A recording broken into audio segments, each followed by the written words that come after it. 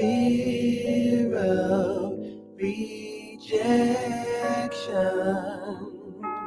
This I know is true.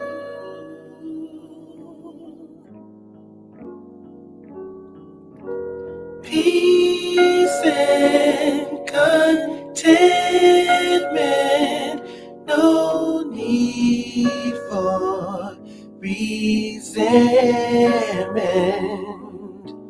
This I found in you. This I found in you.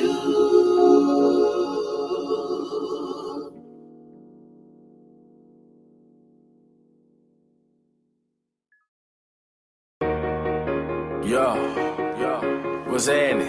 Jeez, y'all. It's your boy Papa Dub. Don't be mad at me. Street loot. Yo, tried to tell him. Yo, goddamn. My lady pregnant again, but this time she pregnant with twins. Another collection plate. Come on, preacher, that's kind of strange. I'm sorry, God, I need that little change. I gotta do a couple things. Cause that stimulus, it ain't stimulate. Tax time, the mama got pissed and won't let them claim the baby. They shooting again. These just crazy, they need some help. Man, they shot him in the hip. He fell out and shitted on himself. My cousin Frog called Fed time up the road, did a whole dime. He used to call home. I heard niggas crying in the background, saying to myself, this ain't how we supposed to live. Turn on Facebook, man, another bitch that got killed. For the love that my dog losing weight out here smoking cocaine cigarettes. 8 years old, shot in the head, had nothing to do with that. That baby innocent. Go get George Zimmerman if y'all just wanna kill a bitch. That's why I'm asking Jesus, please tell me why you leave us. Tell me why you leave. These people wanna dead. On the internet capping, that shit is fake, bro. In the mirror showing your ass, putting no makeup. Man, y'all better wake up. Wake up, wake up. Wake up, wake up, wake up. Man, y'all better wake up. Wake up, wake up. Wake up, wake up, wake up. Man, y'all better wake up. I've been telling y'all better wake up. You can't nail bitch, say Papa Duck, ain't say nothing. I told y'all everything. I told you our life, the government stole it. I told y'all about COVID, the CIA and the cloning. MK Ultra, the whole world's under hypnosis. They turn the TV off, that's how Hollywood control us. And ain't no cure for cancer, you're right, that's some bullshit. If they can lead us and go to the moon, they'd have been done did it. And if you took the shot, I pray for you. Lord, no, don't want black folk to grow, so they put us on birth control. And just cause you go to church every Sunday don't make you saved. 12 years of school's how you turn niggas to slaves. On our minds they put shackles, they lie, trickers and trappers. They use the influence of athlete, actors and rappers. For real, that fucked up they did to Emmett Till. And all the pain his mom and family had to feel. That's why I'm asking Jesus, please tell me why you leave us. Tell me why you leave. These people wanna dead. On the internet capping, that shit is fake, bro. In the mirror showing your ass, putting no makeup. Man, y'all better wake up. Wake up, wake up. Wake up, wake up, wake up. Man, y'all better wake up. Wake up, wake up. Wake up, wake up, wake up. Man, y'all better wake up. What's happening? It's your boy Papa Dub. I've been telling y'all about this shit for a long time, bro. I get on YouTube every day, drop videos on nothing but that sauce, and I'm telling y'all what time it is, and I'm telling y'all these people want us dead, bro. We living like it called to do this, and bro, I done been wide open just to hate and hurt and kill each other every day. You feel me? You feel me? Man, one time for all the folk that's already woke, the ones that ain't, need to wake up. Need to wake up. Connect the dots, la la la la la. Connect the dots, la la la la. Hey. It makes it easier. It's too easy. Easier to bear. Actually, it won't though, you know? What y'all thought we were gonna go wild mix this? Oh yeah, you will. Month of the man. You won't forget it though. Molly man, Boo man. David. Your boy Molly Bizzle. Boo man. MLU. Let's go. David. Another day to make believers out of non-believers by doing the unbelievable. Believe it or not, I go harder than Baltimore. Truth, MTV jams, proof. Fresh off the mixtape with Who Kid. I'm loving the new crib in Atlanta. Muse, just hang yourself, get it over with. Won't stop till I'm worth more than Oprah get. Damn Molly and Boo man, where you been? Niggas back on they poker shit, bluffing. I've been stacking my poker chips. I'm up 10, niggas broke all and they noise shit. Nothing. They say I'm crazy, but I'm about to go ham on them. Fred Flint, Barney Rubble, bam bam on them. And my goons got goons, they got the blam on them. Hourglass, your time's up, put the sand on them. Cash land fresh, fuck a blue light or the cops pulling me over. I read my own rights. Yeah, I got the right to be cocky, considering that near one of y'all gon' stop. Universal phenomenon, the rites of passage. It was written that Molly would write his name in the history books as one is the greatest. Get it right, bastards, or forever show you blank in your cast. Produce big girl, so I always got a big girl.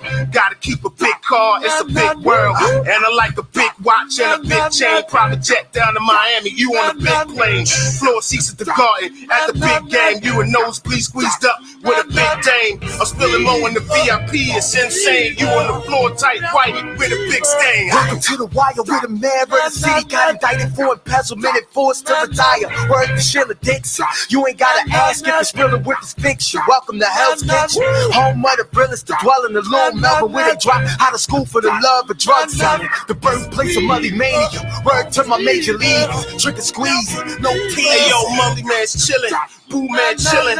What more can I say? We killin'. Molly new album on the way, couldn't get enough. Moved to the A cause the city wasn't big enough. And I'm the #1 fat boy, the game changer. Started on my next passport, plane changer. You mad with the stone face, man, plain anger. While I'm putting stones in the ring on my ring finger. It's too easy.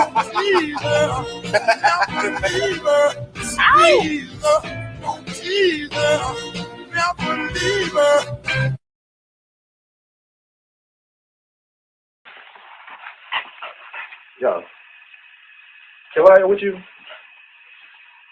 What? ACT, did you see this? Look, if it ain't official Dana J, Levi for Kelly, or Prima Donna News, I don't even want to see it. Just take the time. Look, you got some weed? I gotta get some. All right, hurry up. Diesel and them here, everybody here, we waiting on you. All right.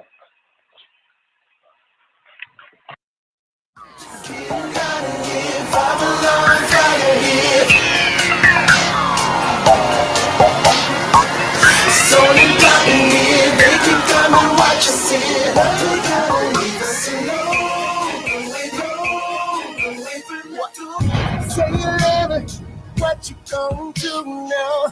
Hope you're ready, cause I'm really about to put it down. Girl, you know that I will never disrespect you. We love tomorrow, but tonight I wanna spank you. That ass down, gotta make it last now. Instead of hoping I'ma beat it up. No, trying to say stop when the beat say go. There you go again, that voice is cool. Watch you make your girlfriend go. Come on, come on, come on.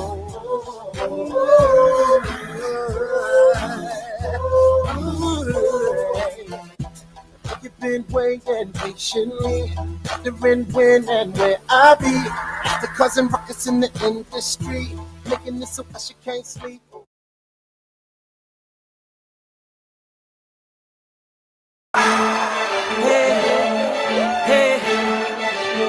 Ladies and gentlemen, the time is here.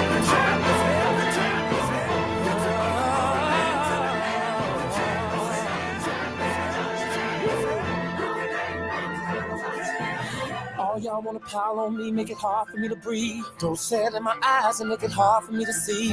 Out of breath, can't see, still hard to defeat. The history that I made, impossible to repeat. Spread rumors, point fingers, throw stones, judge me. Hate me, love me, hug me, curse me, whatever. Cause y'all fucking opinions don't feed me. I'm clever enough to know that the industry needs me. I'm opposite of the demon that faces me. I've been through hell, lived in the belly of the beast. I confess my sins, but still didn't find peace. But like MJ and 5, I will 6 feet. I make music for the hood first, cause that's where I'm from. That's why the hood is always first to help me overcome. When I'm down, some of y'all cats act so strange. When I'm up, saying cats wonder why I act so strange. Girls and change, please, you bitches are so lame. Something ain't y'all fault and y'all so quick to blame. That's why I got #1 on the back of my range. Y'all cats is full playing, I'm pregnant by the game.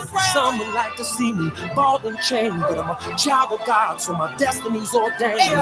Undisputed is the title I claim. About to shoot the world up with this lyrical cocaine. The place is packed, the bell rings, I'm about to bring the pain. Left jab, right hook, shutting down your brain. I could be surrounded by lions in the midst of the jungle, and still I'm a rumble, young man, rumble. Hey, hands in the air. Ooh. Oh yeah, you can hate me, I don't care. Let's run that back one more time. Hey. Ladies and gentlemen, the champ is here. The champ is here. The champ is here. Get to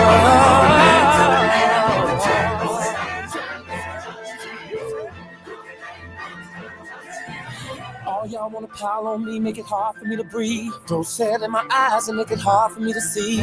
Out of breath, can't see, still hard to defeat. The history that I made, impossible to repeat. Spread rumors, point fingers, throw stones, judge me. Hate me, love me, hug me, curse me, whatever. Cause y'all fucking opinions don't feed me. I'm clever enough to know that the industry needs me. I'm opposite of the demon that faces me. I've been through hell, lived in the belly of the beast. I confess my sins, but still didn't find peace. But like MJ and 5, I will 6 feet. I make music for the hood first, cause that's where I'm from. That's why the hood is always first to help me overcome. When I'm down, some of y'all cats act so strange. When I'm up, saying cats wonder why I act so strange.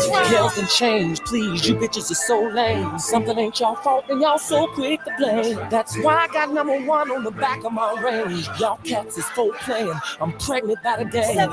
Some would like to see me bald and chained, but I'm a child of God, so my destiny's ordained.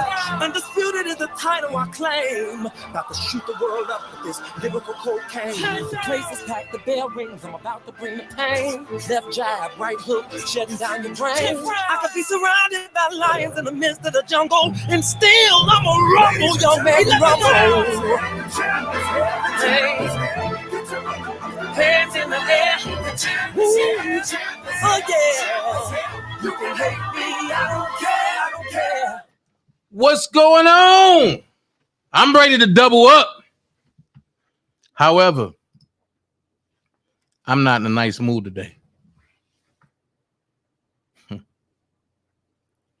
I'm not in a nice mood today. I'm gonna tell you why. When I say people are not who they say they are, y'all better believe me. I got 100 people watching, 44 likes. Go get everybody. I don't care if they come in the chat or they watch. Go get everybody.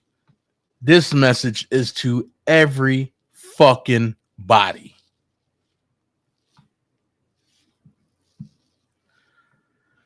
Some shit going on that I don't like.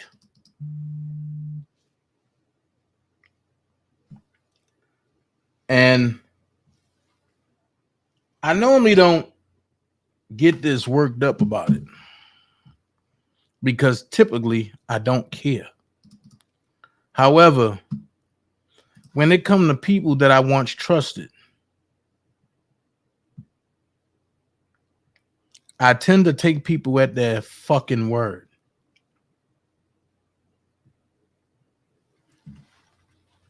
But when you take people at their word on his YouTube street. Their word ain't shit. So I'm going to expose some shit. And I know I will never get an apology. And that's cool. But remember, I said it. Fuck you. And I mean that. Folks wondering why Dana feel that way. Dana, come on, man. You can't do that, man. Why not?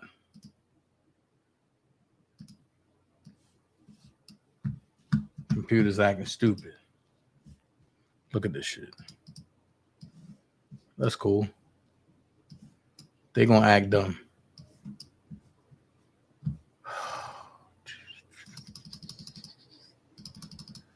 That's why I say Max, man. When Max start tripping, they start tripping. So let's do it this way. Let's do it this way.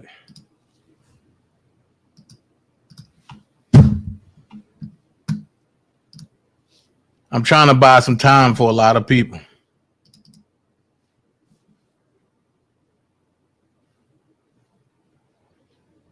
Because in buying time,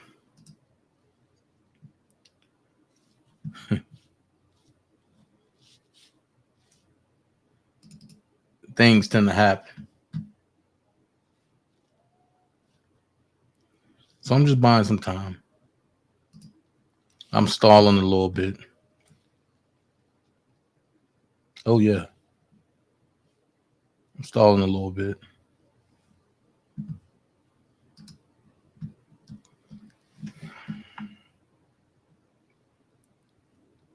I'm sitting back. I played the champ is here. You know, I'm really pissed off.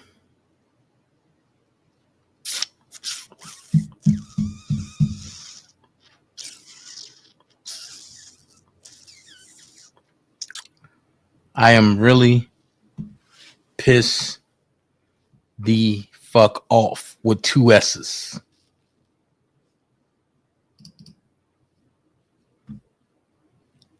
I'm pissed off with 2 S's.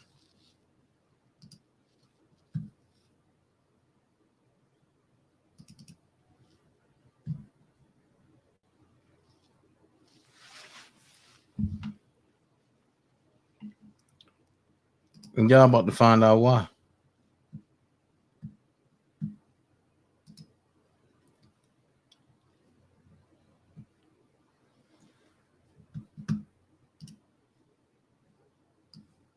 The hell?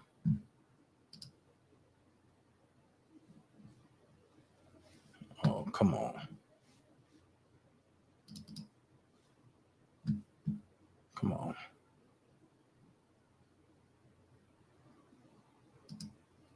Okay.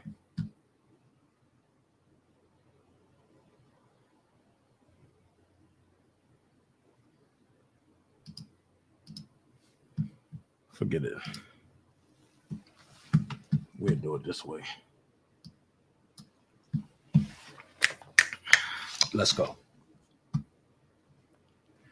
First things first. I brought out something, and I was one of the ones that advocate for this right here. A lot of y'all familiar with it. It's called the R. Kelly Defense Fund.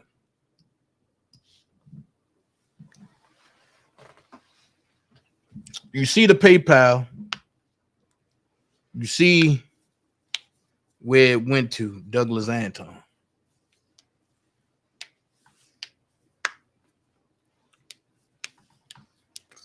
Wasn't nothing wrong with that.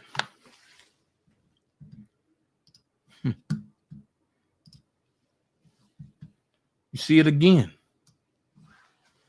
The R. Kelly Defense Fund, $1 for the king. But you see one person at the bottom, along with the person who created the other one, not the one I just showed, but it's a blue and black one, was scheming from the beginning to sabotage the R. Kelly Defense Fund. So, Dana, where you going with this? Let's find out.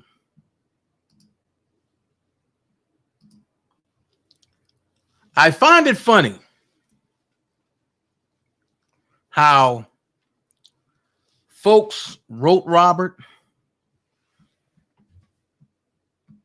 how folks lied to Robert and said, oh, Dana is sabotaging everything. Dana and Levi and Doug Anton. Told him to spin a block on everybody. I find it funny how people brought in Sean Harris to do the investigation of something that was 100% legit all the way around the board.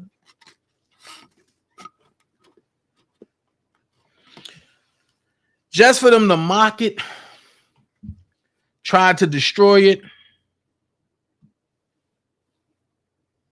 because they said it was a fraud. It was backed by Douglas Anton, which is R. Kelly's lawyer. It was overseen by the federal government.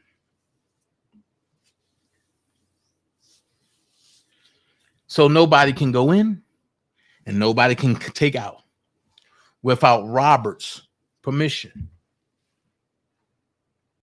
All for me to fucking look up today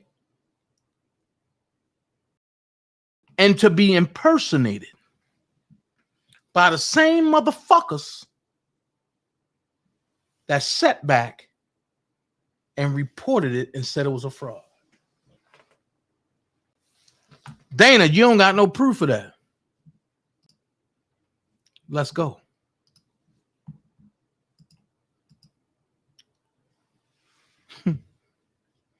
We all know who this is.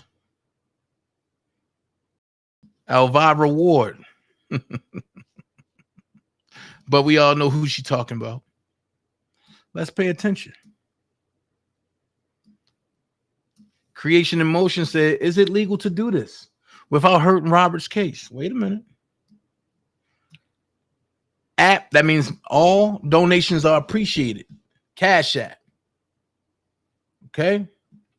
So I have a question. They sending Lady D money, right? Which they call themselves creating a bootleg dollar for the king. $1 times how many days? But didn't they say that what me, Levi, and Doug Anton had in place, it wasn't right? Let's go there. They trying to get a billboard again. But watch this. Can the motherfuckers be original? Come up with something creative. I got the whole narrative. She had her kinfolk come on to give some clarity that she's related to such and such that's close to Kale's, so that way she can create a damn fund to raise money. So what are you raising money for? State case almost done per Greenberg. Fed case almost done per if you've been paying attention. So what's the money for? At that, why is it $1 a day? Ain't that's what y'all bitched about? And behind that little leprechaun ass leader y'all follow? Or was he just a send-off? Or was the people that had y'all going the same people that sent the Bolingbrook dummy off?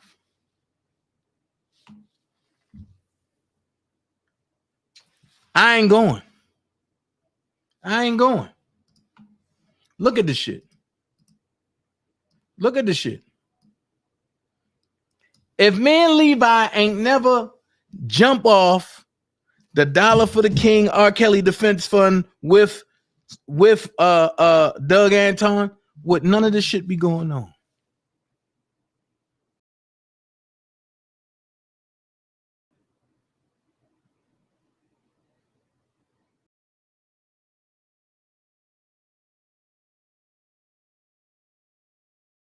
Make this make sense. We got people over here that lost money and behind billboards and shit and behind workout funds and shit. But these are the same people that wrote Robert and said, we were stealing. $1 is good. Wait a minute. Look at this shit. And you know what's killing me? That I don't even have to say these motherfuckers' names. Because y'all see it for yourself. Y'all see it for yourself. The same motherfuckers that said me and Levi was stealing, we were fake. The same motherfuckers, pay attention to the names. The names ain't gonna lie to you.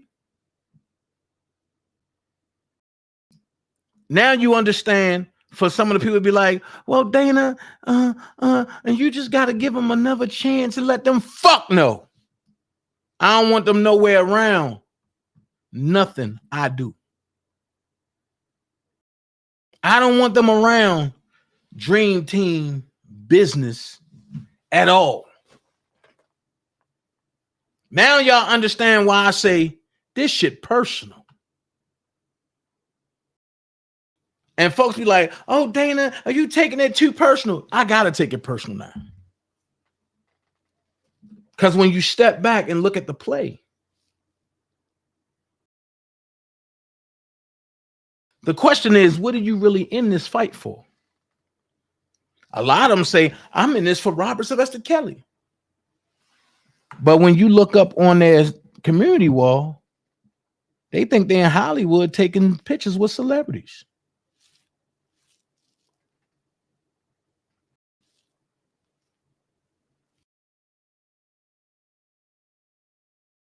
Now watch this. They all said it was wrong that me and Doug talked. All of them said that shit. But you see how many motherfuckers reached out to Bonjean? You see how many motherfuckers try to grease Bonjean palm? And you can't say Dana did it because Dana purposely ain't go. Dana watching. Now, if I was there, it would have been a total shit show like it is now, a bigger shit show. I know exactly what I'm doing.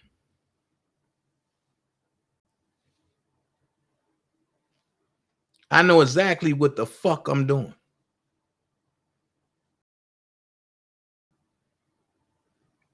It's a reason why I fell back from a lot of platforms. And not to keep a beef going. Because sometimes the best way to kill a beef is to walk away from the motherfuckers that want a beef. However, I'm spinning this motherfucking block. Because everybody that got a channel came off me. Whether they sustained it off me, but they started off of me.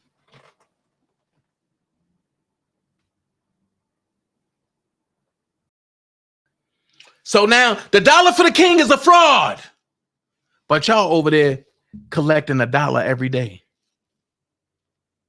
So if the dollar for the king is a fraud, why y'all trying to emulate the model that me, Levi, and Doug put in place? If the dollar for the king is a fraud, that means all of y'all frauds too. And I don't give a fuck who don't like it. I say it in your fucking face.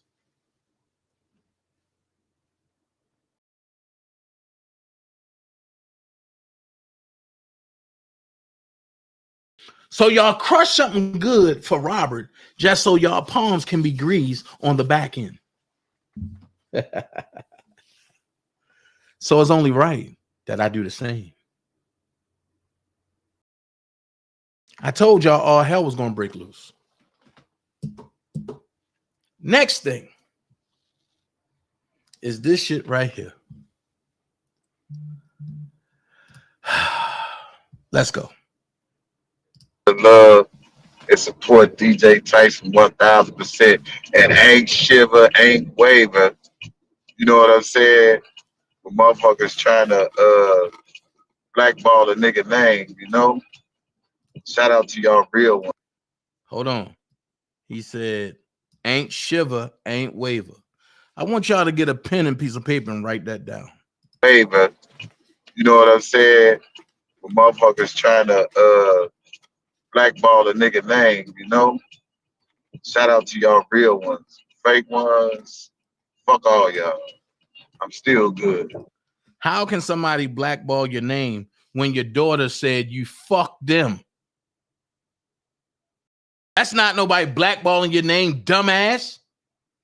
That's motherfuckers reporting what your daughters are saying, and the reason why you didn't debunk it, because you don't want nothing more to come out. They baited you, dummy. But you didn't think we was going to get it.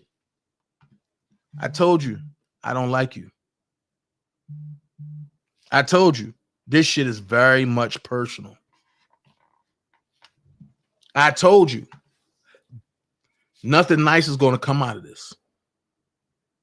I told you, I'm willing to walk that road alone just to make sure you're booked. You thought people was joking. I'm not playing. So let's finish hearing what you said. You know, what I find so funny is that it's really people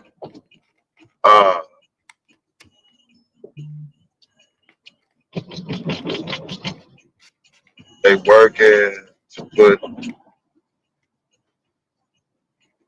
put a bozo in jail. Oh yeah, bozo got a warrant for his arrest. Man, listen, man. And we found out that was a lie. They say when it rains, it pours, man. Hey, what can I say, man? Hey, listen, y'all. Let me tell you something, right? See, what y'all don't understand. Let me say this, y'all. I want y'all to hear me real good. See, there's people that I'm more communicative with than most people that know us a little bit more than y'all know. But then when the shit hit the fan, they kind of waver. You know what I'm saying?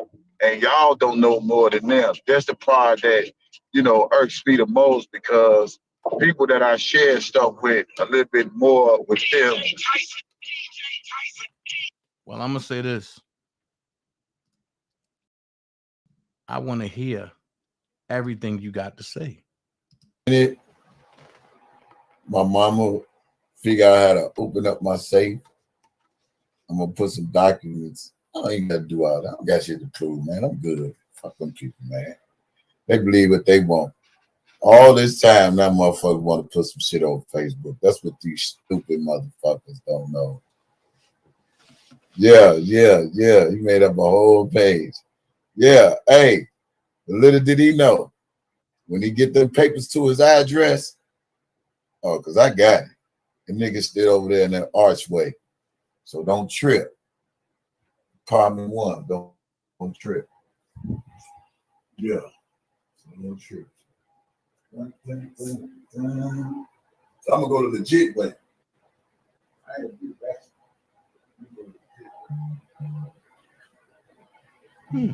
Oh, we sending them shit. We're turning to Facebook. My cousin he said, man, I don't believe that shit. I said, cuz, don't even trip, man. I got haters, man. They mad because me and my mama ain't go to the funeral and then want to act like we was never, to the wedding, want to act like we was never invited. But it's okay. I got the call logs, so I ain't tripping, man. I got the text, man. messages. It's all good.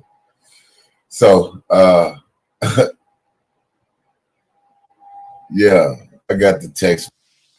You wasn't invited. We all seen it for our own eyes.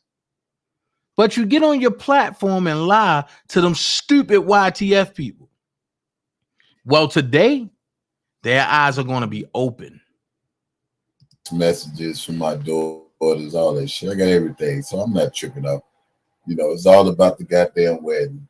Like my mom said today, she said, man, fuck them people, man. He said, all they doing. Now listen to what his mama said. She said about his kids. Make this make sense. Make this make sense. I don't believe that shit. I said, cuz, don't even trip, man. I got haters, man.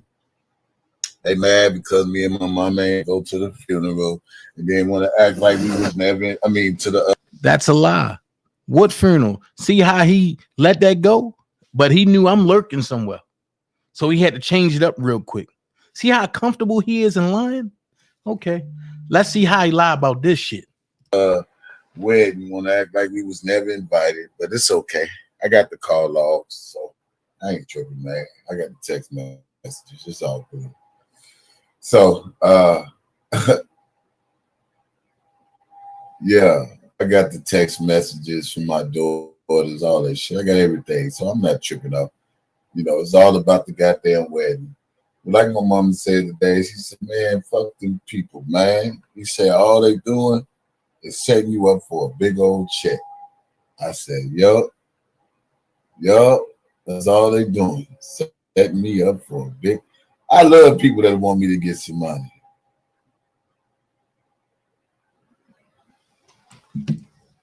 Okay. Y'all heard that. Now watch this shit.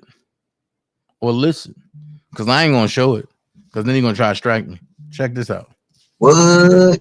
You know how that shit go. And the crazy part about it is striking is false striking.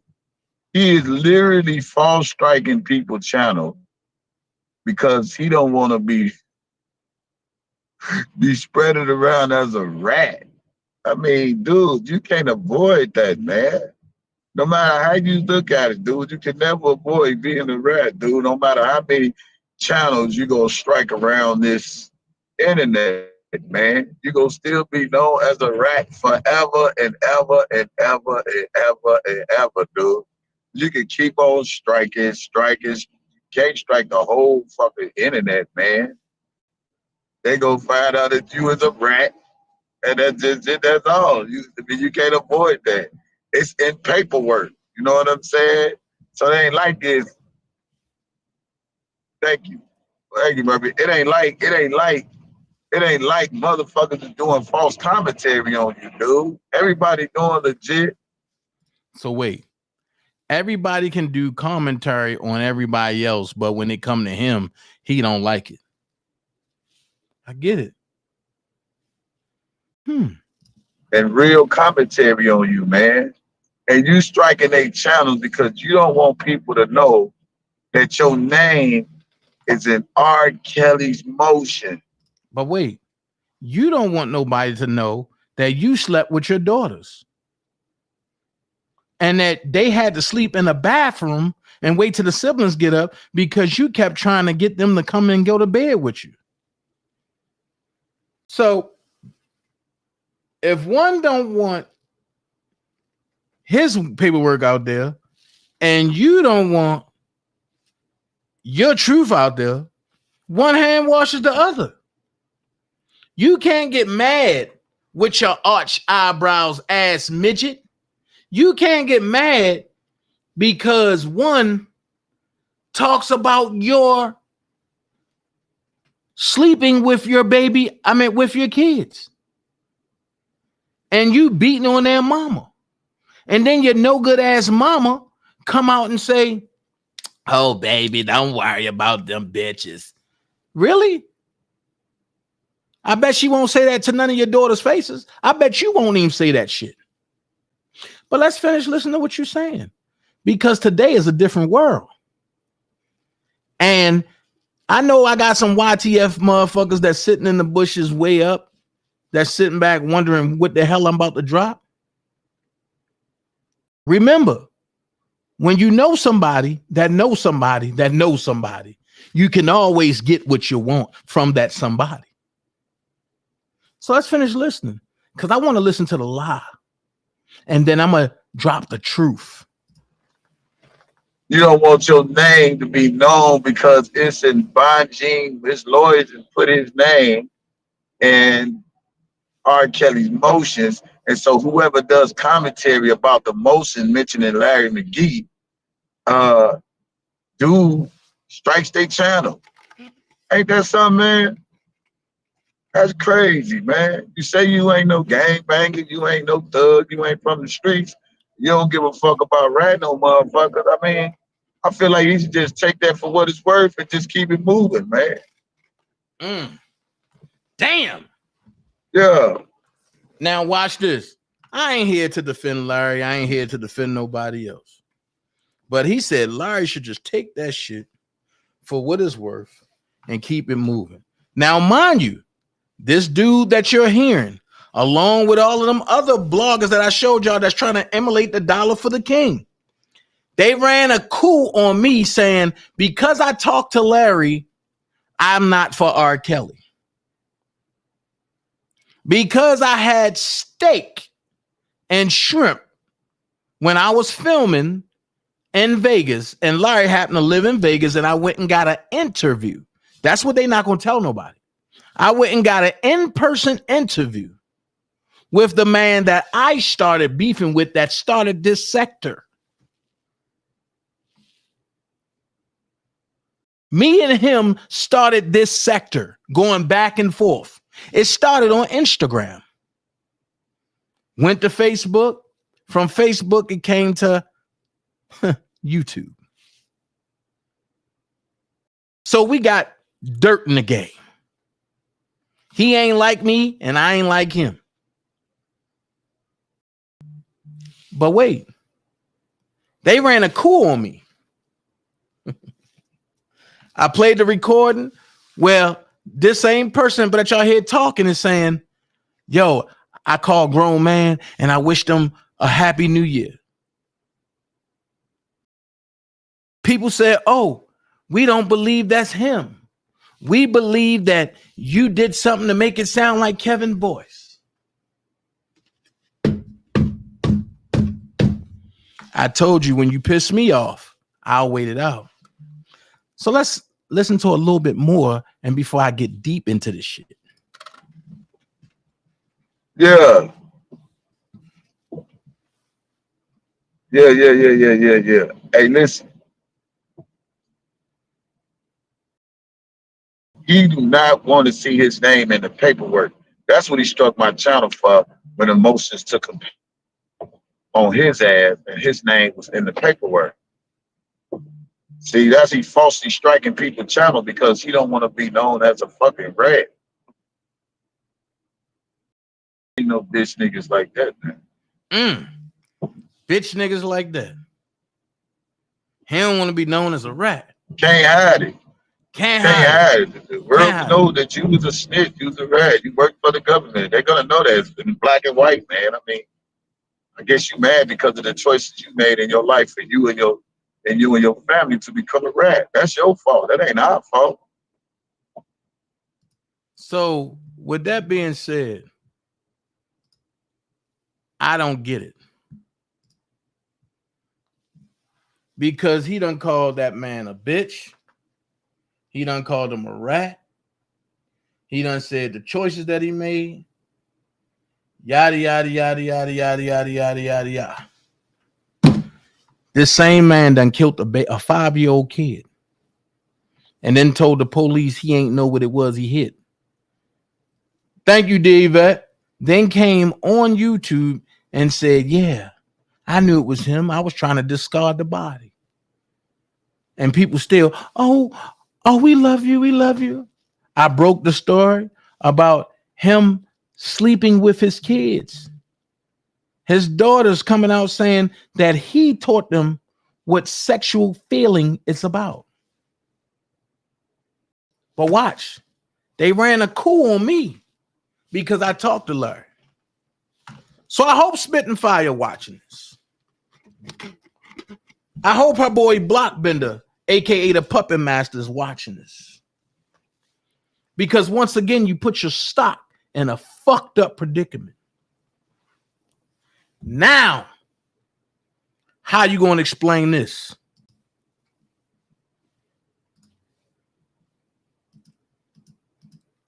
The same man he called the bitch and a rat. From who? DJ Tyson. What's the email? djtyson357@gmail.com. Date Tuesday, September the 6th, 2022. What's the date? Subject, I'm humbling myself. Respond if you will.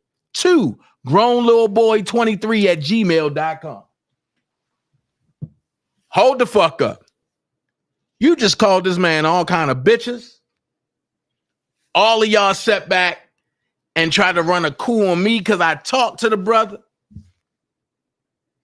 Where is the selective outrage now? On top of that, Block ain't supposed to be talking to this dude because he concluded. And remember, real Masons don't talk to concluded. So let's read what he say. I'm going to get straight to the point. You damn right I am. You have violated me and my family on this YouTube streets. You have done a lot against me in the past few years, and we don't even know each other. I only reacted. You started this whole YouTube beef with me because of Angelo involvement. You had my son over your crib, which was clearly a man violation. How? You don't do shit for your son. You never did.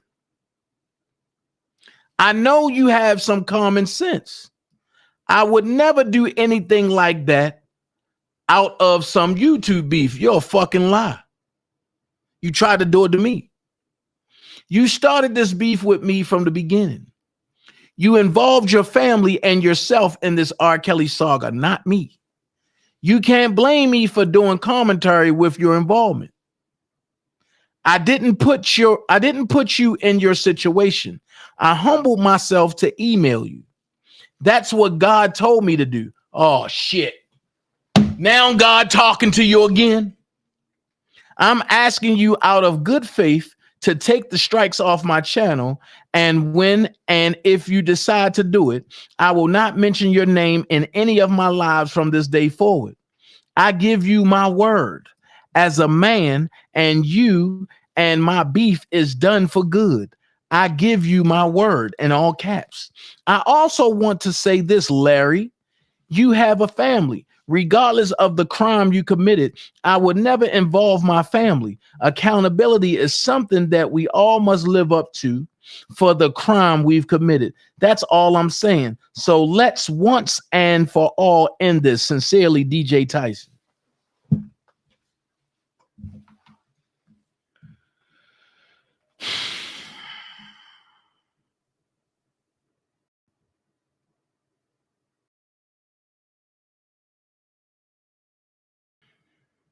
You know what's going through my head?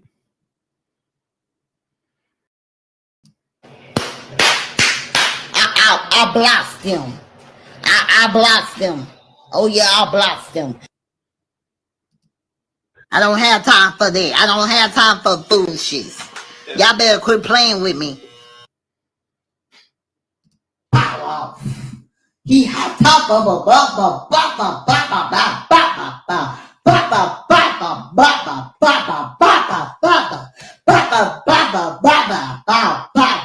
see, he coming harder. I'm just trying to tell y'all. He See, the devil busy. See, the devil won't act stupid. But I bought, ooh, he got top of a Better believe it. If you think I'm here to play around with y'all, God damn, I'm not.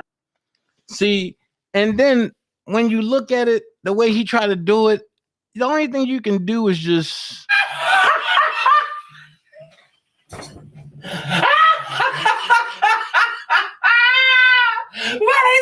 fatty? Why they so why they so fatty? Is she not?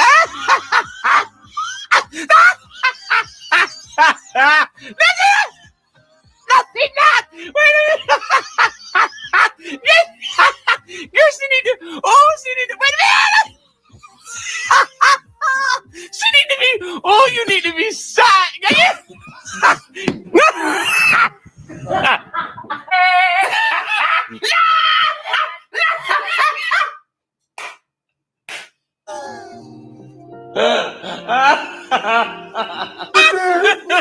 Wake up.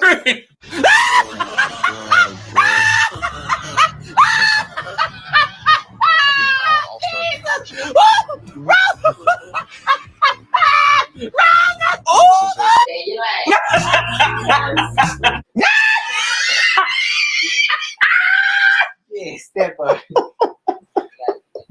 You know the Catholic. I'll tell you something about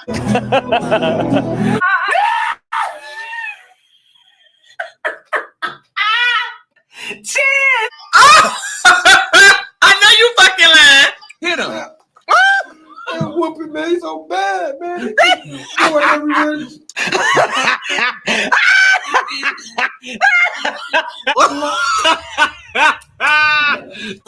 Girl, but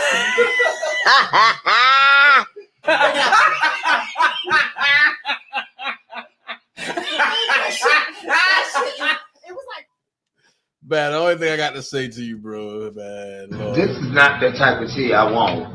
It's over for you. This is not the type of tea I want. It's over for you. I'm just saying, man, like, Lord have mercy. You over there begging.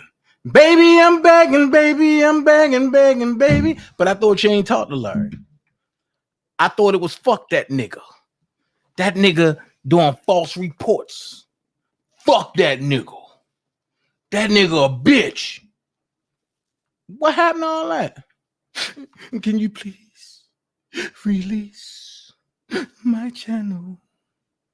Can you please take the copy strikes away? Can you please do it, Mr. Grown Man? And I promise you, I will never speak on your name again. Oh, ooh. In R. Kelly voice, I will never speak on your name again. But did you forget that? Did you forget that homeboy? Did you forget this right here? Sometimes you got to remember people and remind them. I'm saying R. Kelly is innocent about shit. Everybody know this nigga like young girls. Everybody know this nigga got issues, whatever the case by is. All I'm saying is the facts are the facts. I'm just saying this is my honest opinion. Kale's gonna do something. And they're gonna make him pay for all the time that he got away when they did found him not guilty. Watch what I tell you. Watch what I tell you. Watch what I tell you. R. Kelly got issues. You know what I'm saying? And he talking about they want to lock him up like Bill. Oh, they finna lock his ass up like Bill. You know what I'm saying? He better start. He better start singing that song, "Prayer Change." Prayer Change. You better start singing it because he gonna need it. And see, let me give y'all the tea too, because I know somebody that's in R. Kelly camp. The man contemplating suicide.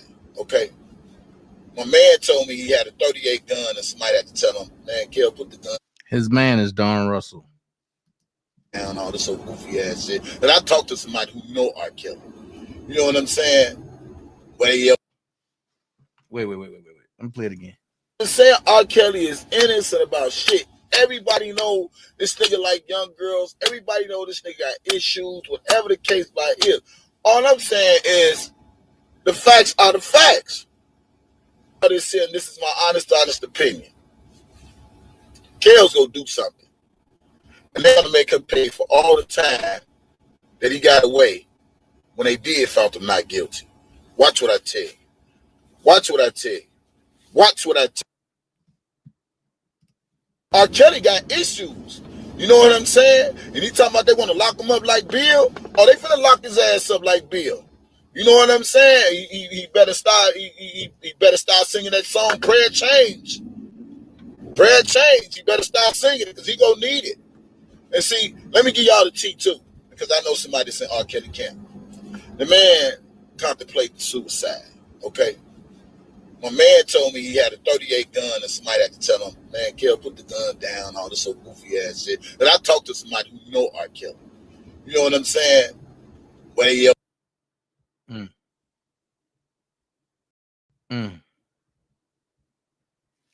Have you ever explained to y'all when did he become a R. Kelly supporter? I'll play it again. saying R. Kelly is innocent about shit. Everybody know this nigga like young girls. Everybody know this nigga got issues, whatever the case by is. All I'm saying is the facts are the facts.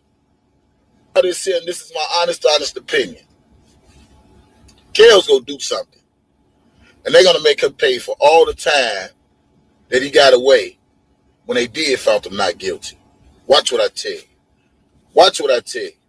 Watch what I tell you. R. Kelly got issues. You know what I'm saying? And he talking about they want to lock him up like Bill. Oh, they finna lock his ass up like Bill. You know what I'm saying? He better start. He better start singing that song, "Prayer Change." Prayer Change. He better start singing it because he gonna need it. And see, let me give y'all the tea too, because I know somebody that's in R. Kelly camp. The man contemplating suicide. Okay. My man told me he had a 38 gun, and somebody had to tell him, man, Kel, put the gun down, all this so goofy ass shit. And I talked to somebody who know R. Kelly. You know what I'm saying? When he Let's hear who you talk to. And they lost them. And 500 songs for 1 gig cannot fit on one hard drive. I don't care how many terabytes you got, it's not possible. So that's a lie in itself. Well, it all depends what they put them on. Cause I DJ, and if you get a terabyte, you can put more songs on that motherfucker. You can listen, you can put a good amount, but you can't put 500. 500 songs? And you know that. On 1 terabyte? Hell yeah. Do you know what a terabyte is? I'm in computers, man. I know that. I got a terabyte right now, and I got about 7 videos and probably about 25 songs on it. That's all you can fit on there. No. You can't put 500 songs. You must get, especially with the amount of space that those songs took up. That when you recorded on Pro Tools and all that kind of stuff. There's no way they could have fit on that. I got 1 terabyte. You can get a 500 gigabyte and put 500 songs on there because it's the song.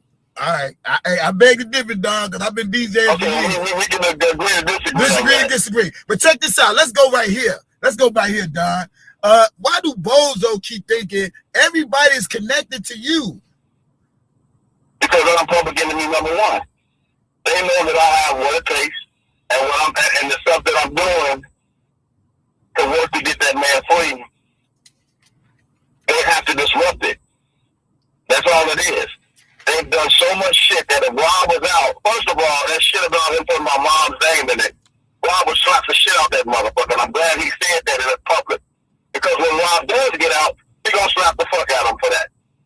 Because him and my mom have a real strong bond and relationship, and he don't play that kind of shit with her. You know, when he makes it put somebody in the mother or auntie field, he don't play that kind of games. I mean, so for him to go and say my mom is forging documents and shit, I'm glad that came out his mouth. They ain't got to even speak on each other.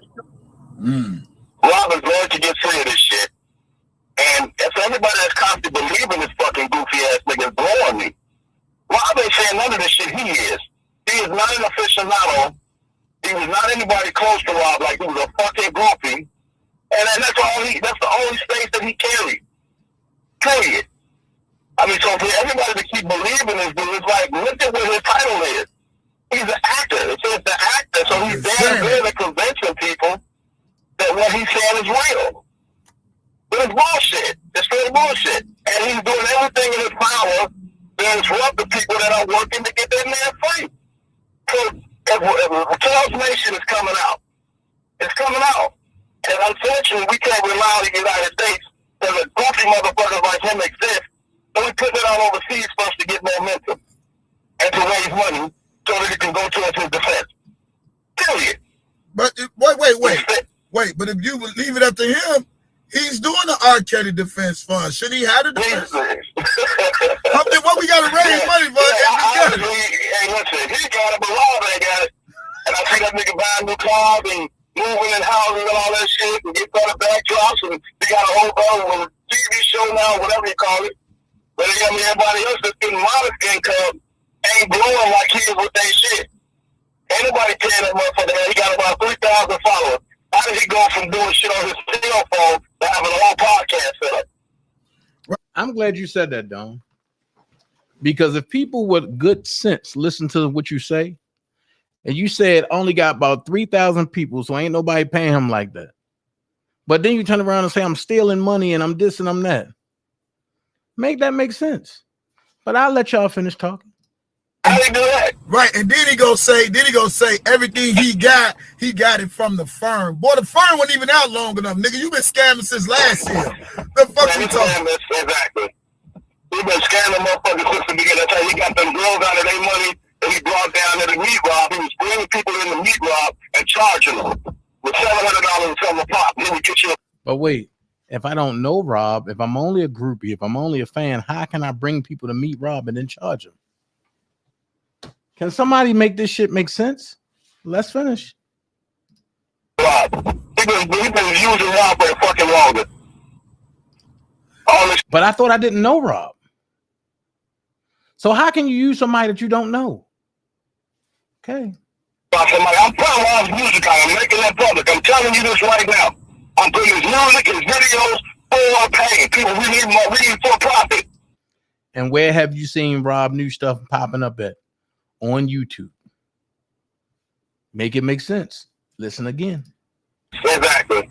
He been scamming motherfuckers since the beginning. That's how he got them girls out of their money that he brought down to the meat rob. He was bringing people in the meat rob and charging them with $700 from a pop. Then we get you up on the rob. He been using Rob for fucking longer. All this shit about somebody. I'm putting Rob's music out. I'm making that public. I'm telling you this right now. I'm putting his music, his videos for pay. People, we need for profit. We need money for them to go towards the real system. We have 3 different high and powerful law firms that are ready to take Rob's case. We know what they're going to cost, and we have to raise money for them. The platform that I'm putting them out on, it will show how much money is coming in, and it will show the money being donated to this firm to represent his case. And it has to be done a strategic way so that the people can't come in and have liens against them and take the money. Period. So there are a lot of liens against them. And by him being a warning state, if he gets convicted, they're going to come after all of his shit. So this goofy ass motherfucker performing music is So ask yourself this question. Ask yourself this question. If he didn't steal Rob's masters for 12 play fourth quarter, how is he going to put any music out? Because Rob ain't giving nobody his music. I just want y'all to answer that. And if you think I'm lying, when Dre go live, ask Dre, will Rob give anybody his music? Watch what he tell you. See, these are the things you got to pay attention to. How the liars lie and forget what they're saying.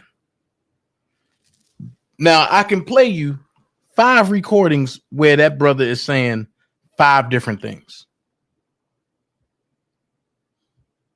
Y'all never seen me out there trying to get $1 million initiative deal. Never. And you never will.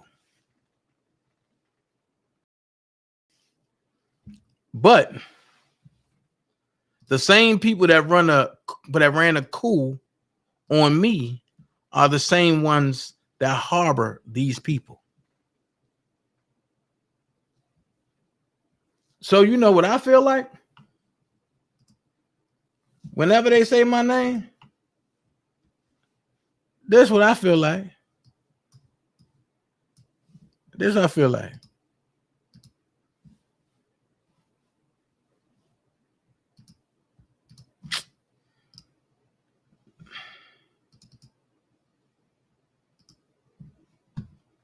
This is what I feel like.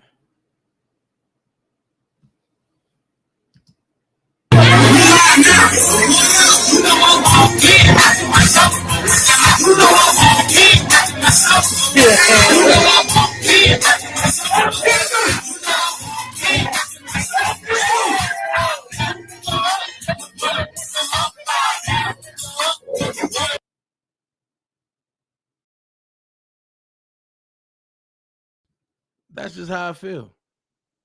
And I'm gonna tell you why. Because I don't gotta do no more live. I just unraveled the whole plot with everybody. And I've been doing it for the longest.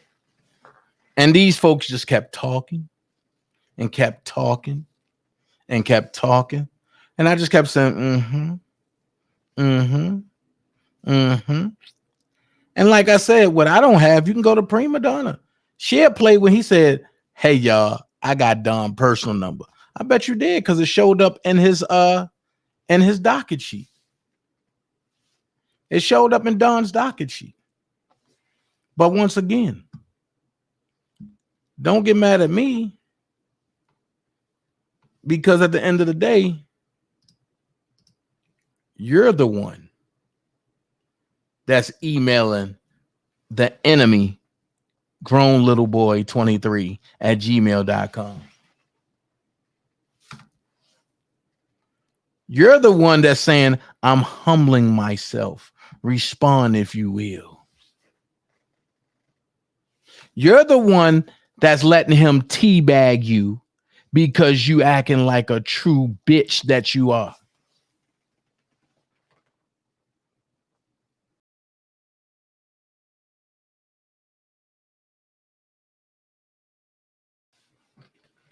You're the one, not me.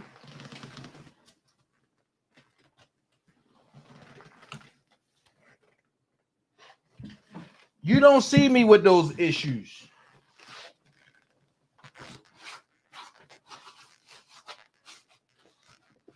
So,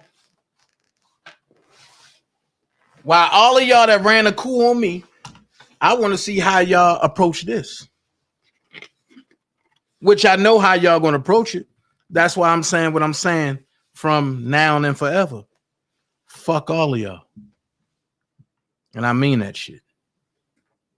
However, now we about to get out of that and get into some kills. Something that he can't give you because he can't read. So let's go there. Some motions dropped today. The government's second submission regarding admissibility of purported business records proposed by defendant McDavid on September the 4th, 2022. Daryl McDavid submitted to the court 8 documents that McDavid intends to authenticate and offer through Marta Johansson, a former administrative assistant of private investigator Jack Palladino. Accompanying these documents is a supported declaration by Ms. Johansson, in which she represents that these records appear to be the original or duplicates of the original records kept in custody of Palladino and Sutherland Inc. Emphasis added. Stop. So now Daryl McDavid want to put in something that's copies from the original or the original, and now the government, y'all got a problem with it? Not when y'all tried to bring in 4 damn tapes that y'all couldn't authenticate and y'all end up scrapping them and just showing bits and pieces.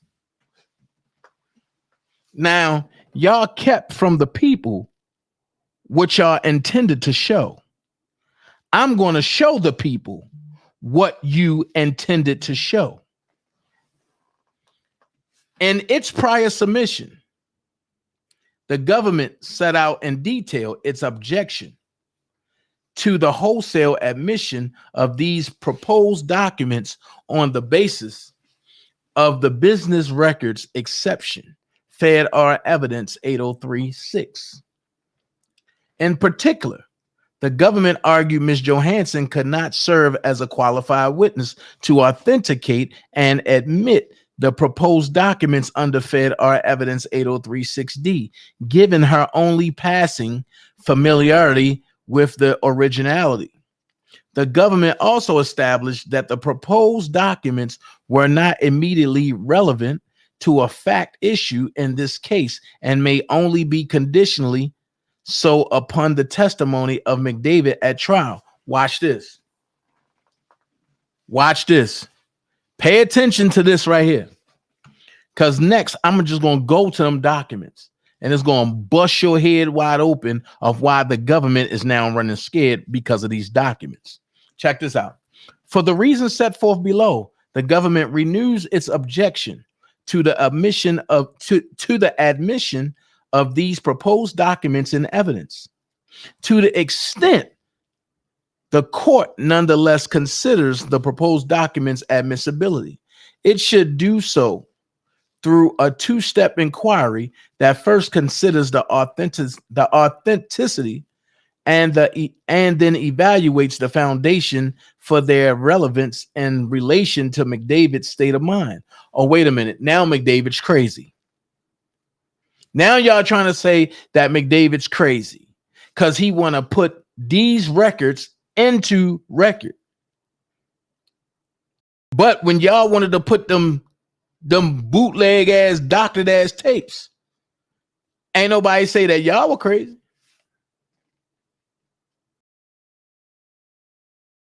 Yet they let a whole nother clerk testify instead of David Orr in New York. Facts. Facts. The admission of these proposed documents reflecting, in many cases, unfettered and highly biased commentary by a private investigator working on behalf of Kelly to recover tapes depicting child pornography. Stop. Y'all keep saying depicting child pornography, but everybody else said there wasn't no child pornography on the tapes. Make it make sense.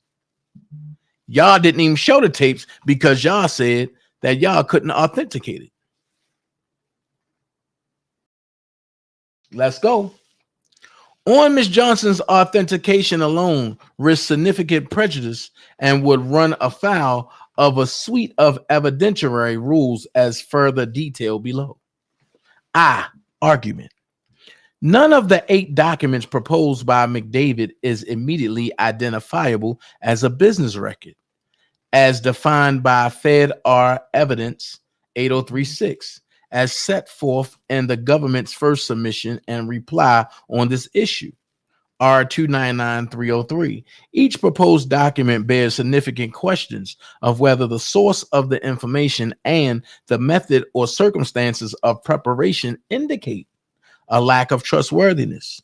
United States versus Croft case law. This is because most of the documents are addressed to attorneys or were otherwise prepared in the context of anticipation litigation, with some directly referencing efforts to develop impeachment evidence on expected witnesses. See Jordan versus Benz case law. All right. So pretty much this is what they put in there, right? I'm gonna skip down because it's not my case law. Document 1 is a collection of summaries of telephone conversations with a non-witness individual named AW, a purported victim of Kelly's, and conducted unrelated to the charges offenses. Document 1 should be excluded under Fed R Evidence 401 and 403. Now, document 1 that proved that AW was a liar. And y'all gonna see this in a few minutes.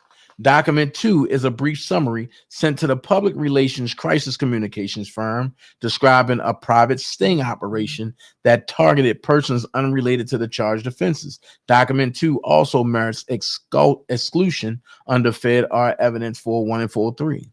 Document 3 is an unsigned declaration of non-witness AW, the contents of which are unrelated to the charged offenses. Document 3 is likewise excludable under Fed R evidence 41 and 43.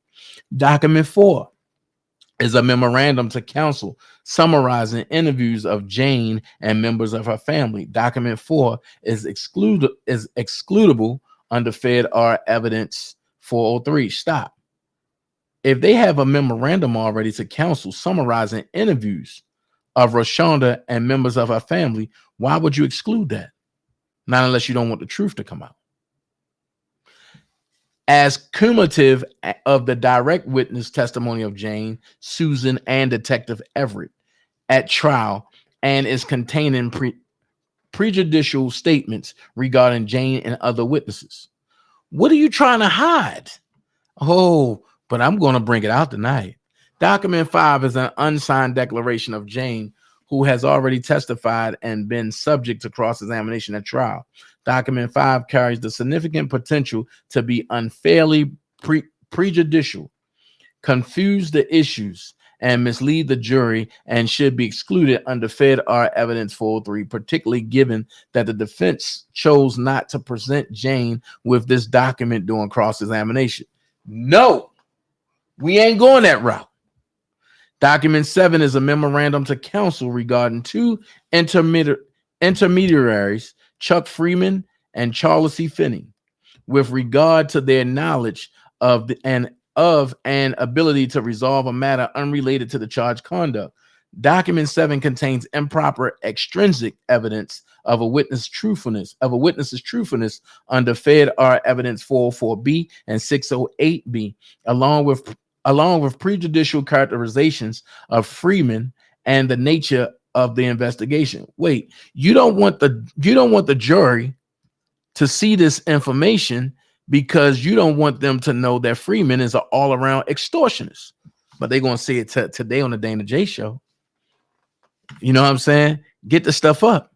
Document 8 is a compilation of documents, including memoranda to counsel and reports summarizing witnesses' interviews conducted in an effort to gather impeachment evidence against Freeman. Document 8 is impermissible under Fed R evidence 404, 608, and 609. It also contains commentary from investigators with regard to Freeman, which would be prejudicial under Fed R evidence 403. No, it won't. Oh, no, it won't. Document number 9 is an invoice purporting to itemize activities and billable hours related to the efforts to recover items for Kelly. Document 9 contains prejudicial descriptions of investigative work conducted by Palladino, which would violate Fed R evidence 403. No, it won't. Not at all. It's going to show what Palladino did and not R. Kelly, or McDavid. Unless and until McDavid testifies, these documents will remain only conditionally relevant. Oh, now they would be conditionally relevant.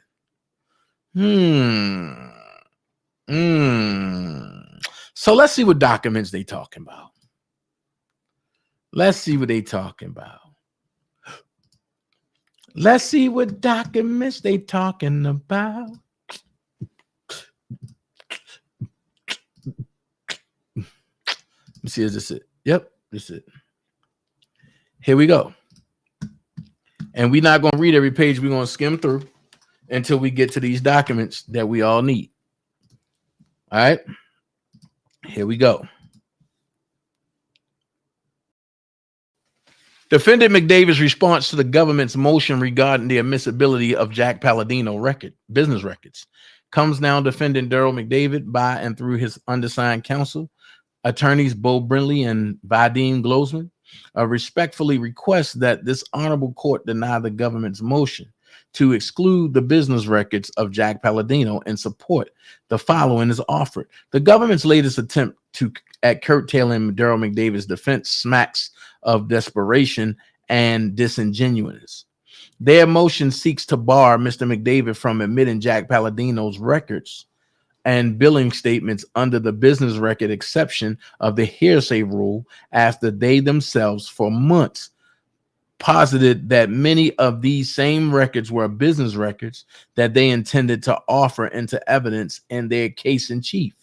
Specifically, the government sent Mr. McDavid a declaration certifying records and regularly conduced activity from Palladino's administrative assistant, Marta Johansson, certifying that the documents were in fact business records regularly conducted in the ordinary course of its business. Example 1, declaration of Mara Johansson certifying business records.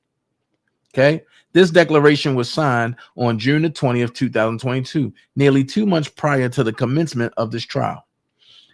To that end, not only did the government contend that many of these records were business records, but they also intended to offer them into evidence throughout a significant portion of this trial. Several of the documents Mr. McDavid intends to offer into evidence were produced by the government to defense counsel and proposed as exhibits prior to and during this trial. I be damned. Daryl McDavid just took their thing and went against them, the same thing Jennifer Bonjean did, in at least 2 separate exhibit lists. These very documents were identified as government exhibits. See Exhibit 2, Government's 8/12/22 exhibit list. Exhibit 3, Government's 8/17/2022 exhibit list. They themselves intended to admit Palladino's record containing his opinions of Charles Freeman being an extortionist, which his testimony at trial has undoubtedly proven. That was sent to 2 of Robert Kelly's lawyers, and that the government now acts to bar. Exhibit 4, proposed government exhibit 319E.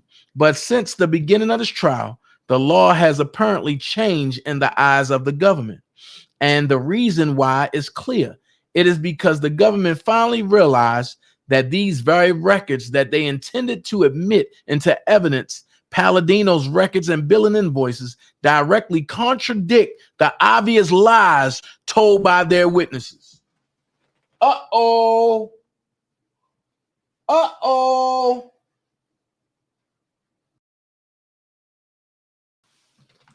As the government made clear during their oral argument in opposition of Mr. McDavid's motion for acquittal, things must not be analyzed in isolation, but in context. The government's newfound epiphany regarding the inadmissibility of Jack Palladino's business records must be looked at against the backdrop of other actions or inactions taken by the government in an attempt to keep these exonerating documents out of evidence.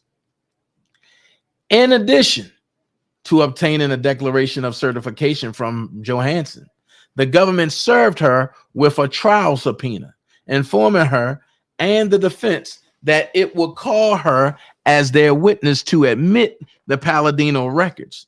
They sent multiple emails indicating that Johansson was on their will call list and was to be called to the witness stand at or around August the 22nd, 2022. It was not until the night prior to her expected testimony that the government pulled her from the witness list. Despite doing so, the government cordially informed counsel for Mr. McDavid that they would produce Johansson as a witness for Mr. McDavid because they had already subpoenaed her and had informed her that she would be called. This was much appreciated by Mr. McDavid. Make this make sense. Why would the government do Daryl McDavid a favor unless Daryl McDavid has told some stuff in Terrence State on Robert Kelly? Make it make sense. Make it make sense. When have the government ever did anything for somebody they're trying to prosecute? I'm going to read it again. Despite doing so, the government cordially informed counsel for Mr. McDavid that they would produce Johansson as a witness for Mr. McDavid. Make that make sense? The government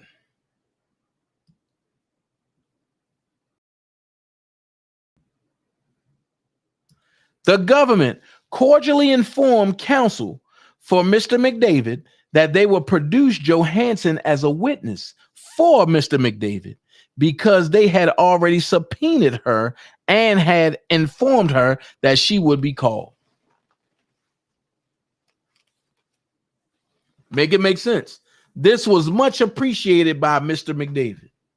Prior to the government informing Mr. McDavid, prior to the government informing Mr. McDavid, prior to the government informing Mr. McDavid that they would produce Johansson as a witness, out of an abundance of caution, Mr. McDavid obtained a new declaration from Johansson that encompassed not only the records the government was going to admit into evidence, but additional Palladino documents obtained by the defense that were not covered by the initial declaration, like the government's declaration. This one also certified that the Palladino documents were business records. Exhibit 5, 8/24/2022, Declaration of Johansson. The declaration prepared by Mr. McDavid was essentially the same declaration prepared by the government. How is that possible? How is that possible? With the government resting well ahead of the expected close of their case, Mr. McDavid has been scrambling to work out the logistics for bringing in his witnesses, all of whom were expecting to testify no earlier than next week. This has proven even more difficult with Johansson. Johansson is nearing 70 years of age, has underlying health issues, and has barely traveled since the beginning of the pandemic. She resides in Reno, Nevada, from where there is only one daily direct flight to Chicago, which deports Reno at 11 p.m. and arrives in Chicago at 5 a.m. All other flights have layovers and are over 6 hours long. Johansson has indicated to counsel for Mr. McDavid that this sort of travel is very hard on her body. She has also indicated that every one of her family members who have gotten on an airplane since the beginning of the unprecedented DVOC 91 pandemic have been infected with the virus. She is rightfully incredibly stressed and concerned for her health.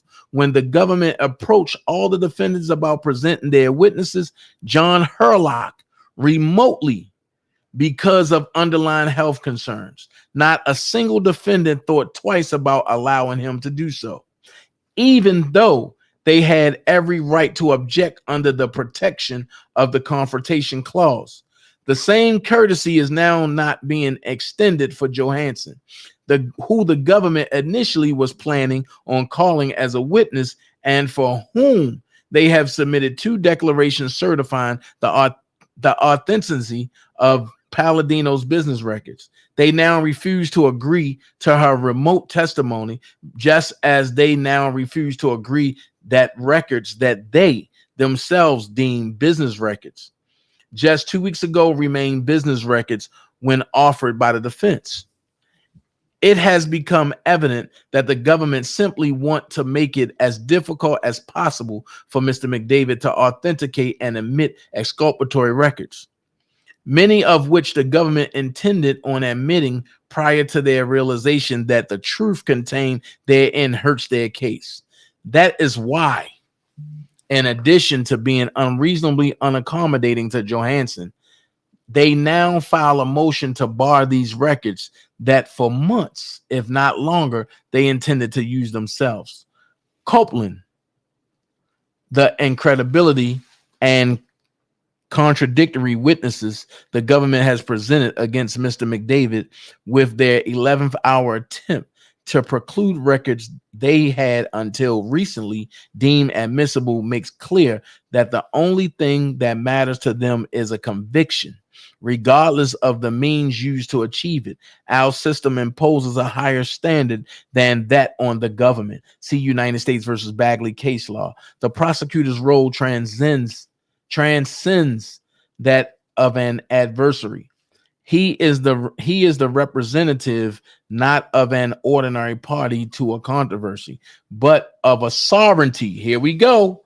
But of a sovereignty, not a sovereign citizen, not a sovereign American, but a sovereignty whose interest in a criminal prosecution is not that it shall win a case, but that justice shall be done. Now, let's go look at these. This is the argument. Let's go look at these documents, though. Let's go look at these documents. Marta Johansson, Jesus, was employed by Palladino and Sutherland, okay? Administrative assistant, okay? Let's look at these, okay? This is the authentication. This is the certifying and the authentication. That's her saying what she did. So if the government can use Roshana to lie and say that was her on the tapes when it clearly wasn't, why can't Daryl McDavid use Marta Johansson to prove that this was her?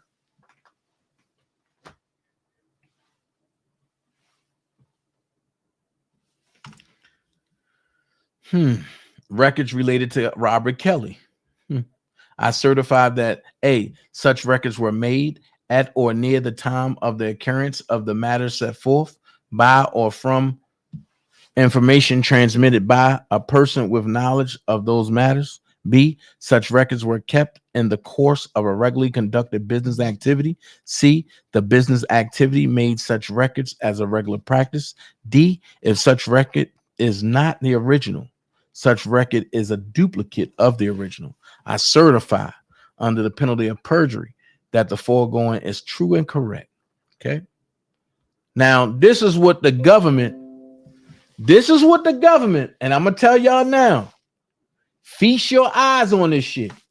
This is what the government intended to show, but they didn't get to do it. Now watch. Government's proposed exhibit list. The United States of America by John R. Losh Jr., United States Attorney for the Northern District of Illinois, submits this proposed exhibit list in anticipation of the upcoming trial that is set to begin August 15th, 2022. The government may supplement or revise this exhibit list as appropriate. The only reason why they didn't go with this is because the Homeland Security investigator said they couldn't authenticate none of the tapes. But look at this. Disc containing video 1. Wait a minute.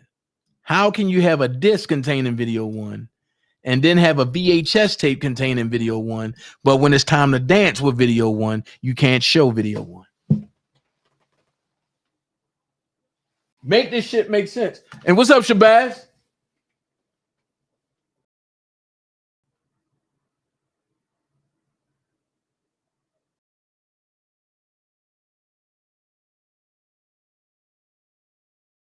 Hey, Shabazz, watch this.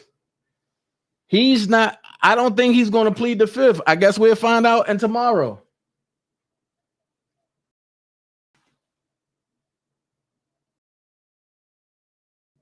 If Jim doesn't plead the fifth, hold on, McDavid is dangerous. Watch what I tell y'all. Jim is dangerous too. And it's because both of them know events told by people who were there. I'm never doubting that Daryl McDavid and Jim is dangerous. I know how they get down. And that's why I believe Daryl McDavid is putting this in, and because he already got his get out of jail free card. Anytime a person can take a ankle monitor off and put it on a dog, and they don't get no type of repercussions, that's a Fed informant right there. That's what I've been telling everybody over here for the longest.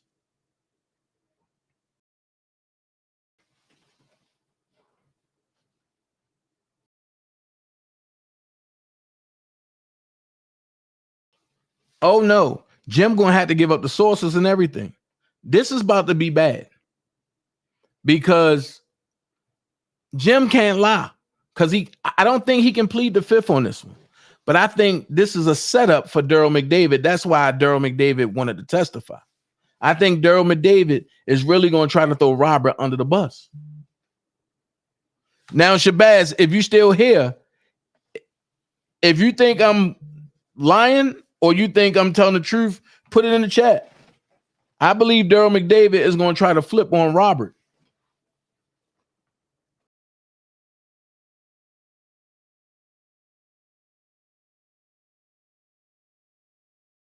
Shabazz said agreed, but hold on.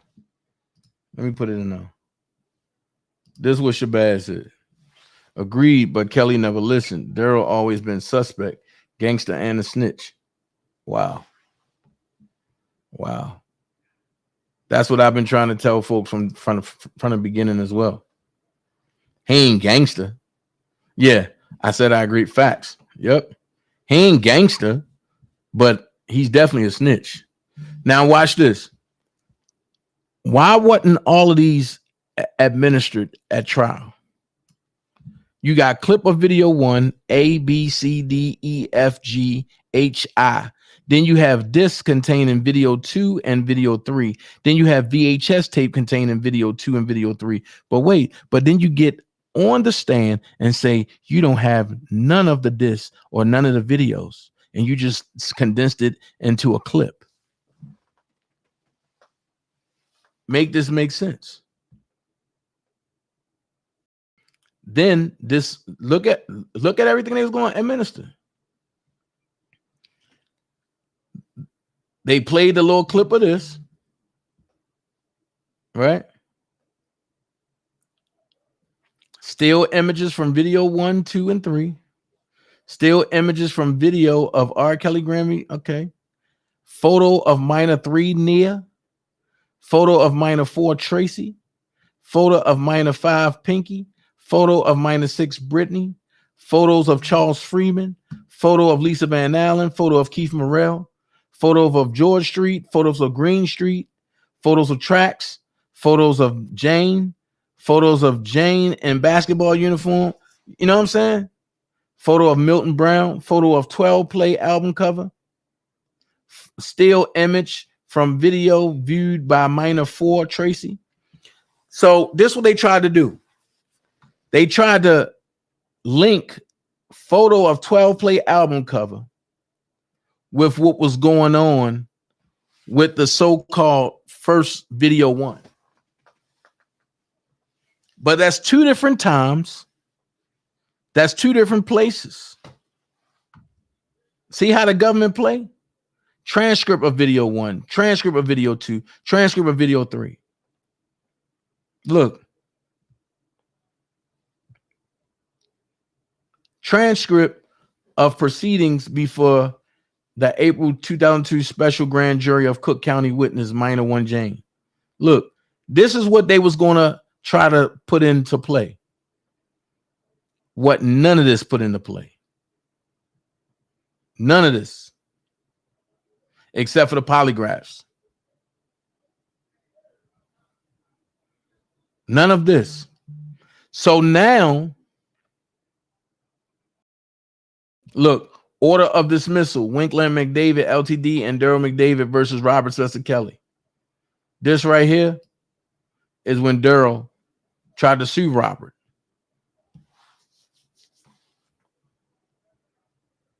So they wanted to administer all of this, but they didn't. Look, here come another witness list. All of this they was trying to administer. Daryl and Kelly fell out when Kelly found out about the building Daryl bought by Trick and Kelly using facts. And on top of that, that building was supposed to have been for Robert. That was supposed to be his cigar bar.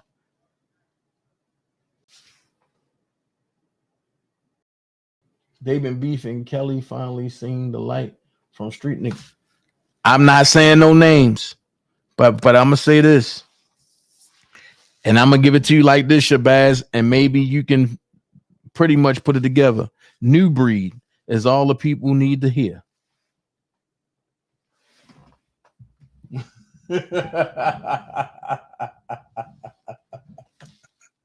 Nigga, I know what I'm talking about too. What the hell wrong with you?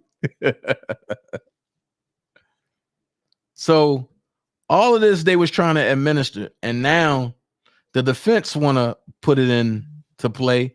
The government saying no. This is crazy. This is all of their lives on display. But this what they don't want to. This what they don't want to see. You see, reason Kelly defamation 1, our file number, confidential memo to file 12-1001. Freeman account numbers. Look, Chuck Freeman called at 11:20 a.m. We, LM, told him we had tried to reach him, needed his wire transfer number as well as his social security number. Freeman asked when the money was going to be sent. We responded that we didn't know what was happening with additional funds, but did need the 2 numbers in case something like that were to happen. Freeman informed us he was out of town, Chicago, but would call his bank to get the transfer number. He then asked why we needed his social security number. We simply said we believed it was required in this type of transaction. Freeman said, oh, we received a second call from Chuck Freeman at 3:30 p.m. Freeman may be reached at 816-517-6337. The wire transfer information, Central Bank of Kansas City, account number, ABA, and social security number. Hold on. Government exhibit.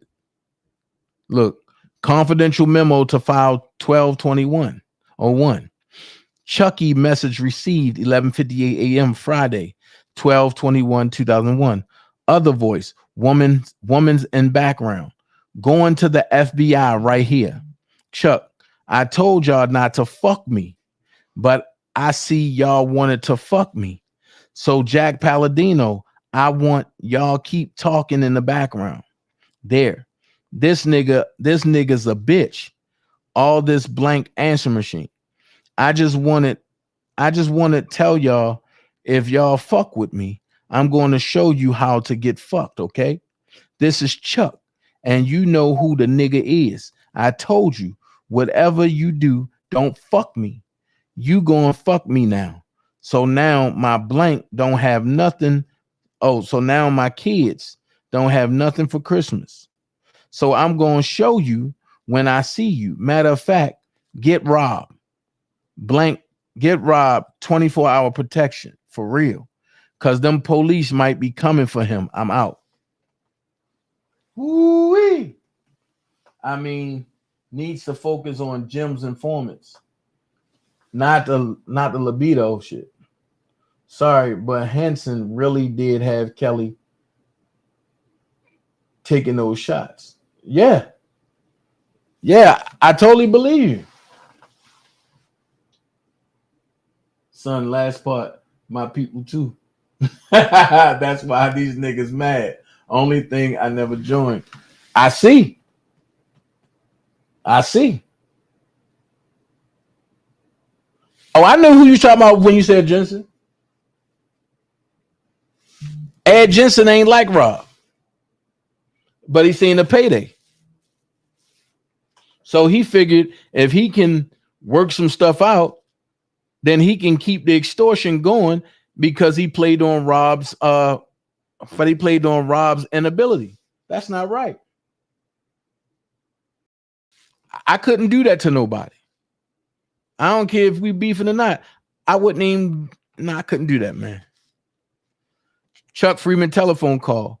Extortionist Charles Chucky Freeman, who in the past has been rewarded for information concerning thefts from our client's possessions. Telephoned us, JP. Here you go. Geronda Pace. Telephoned us, JP, at our office shortly before 5 p.m. on Friday, February the 8th, 2002.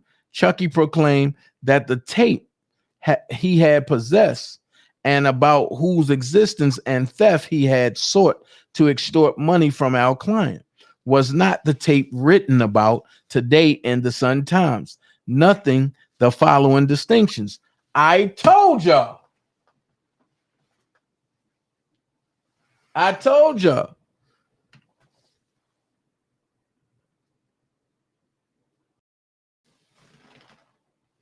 Right.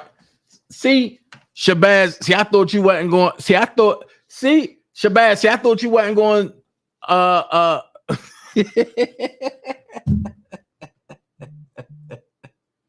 Yeah, I couldn't even say it. I couldn't even say it. I couldn't even say it. I'm gonna say this.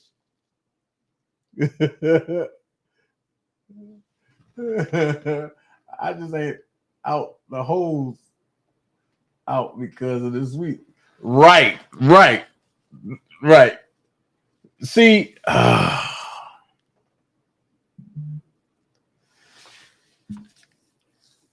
see,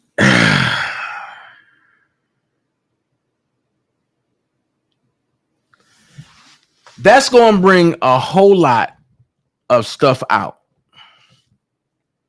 That's going to expose a whole lot of people. Now, people going to really see what's up, who's what, and what's up. And that's the crazy part about all of this. I had to take pictures down and everything and behind this. Yo, this is I'm gonna wait until after trial because I can't say what I really want to say. I can't say what I really want to say. This is crazy though. But telephone us, JP, at our office shortly before 5 p.m. on Friday, February the 8th, 2002. Chucky proclaimed that the tape he had possessed and about whose existence and theft he had sought to extort money from our client was not the tape written about today in the Sun Times, noting the following distinctions. The Chucky tape has a black and white tile floor as the background, not a wood panel sauna. Uh-oh.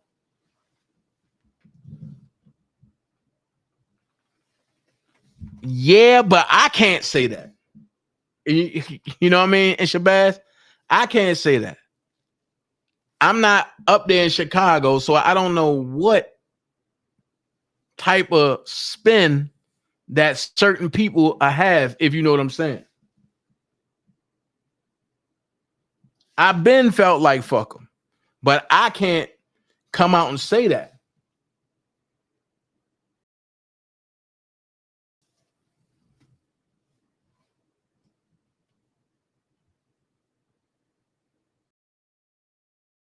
Right. And see, and that's the point. And that's the problem that I'm at now. A lot of niggas tight. And because I stopped the money train going to certain bags, not knowing it was leading back to a certain situation. But I'm like, fuck it, man. It's about Rob. Rob, my friend, not them other motherfuckers.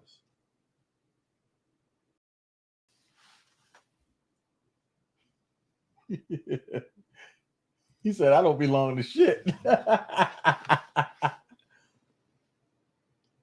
The truth is the truth, facts. And like I kept telling everybody, the Chicago trial is not about females. It's about street. The Chucky tape has no music, not distinctive music or ads. The Chucky tape is much longer than 26 minutes. The male figure never has conventional, i.e. vaginal, intercourse with the female figure. So this right here, we all know that this wasn't like, yo, how in the hell can they have this, but they trying to say Rob was on the tape?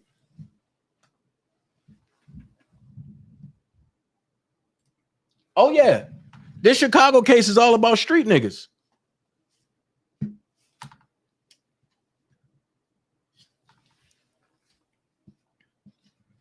It's not about what people think is about. That's what they coattailed it to be about. Nah, this shit is about street niggas. Somebody gonna get killed over this. If Rob don't come home, somebody's gonna get killed over this.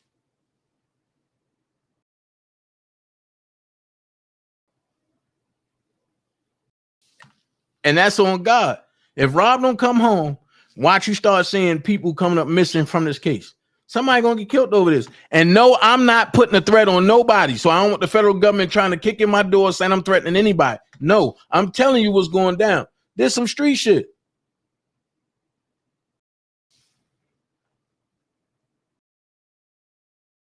There's some real street shit. Nah, Stephanie, and you have no idea. This is a whole nother level of corruption. This shit is crazy.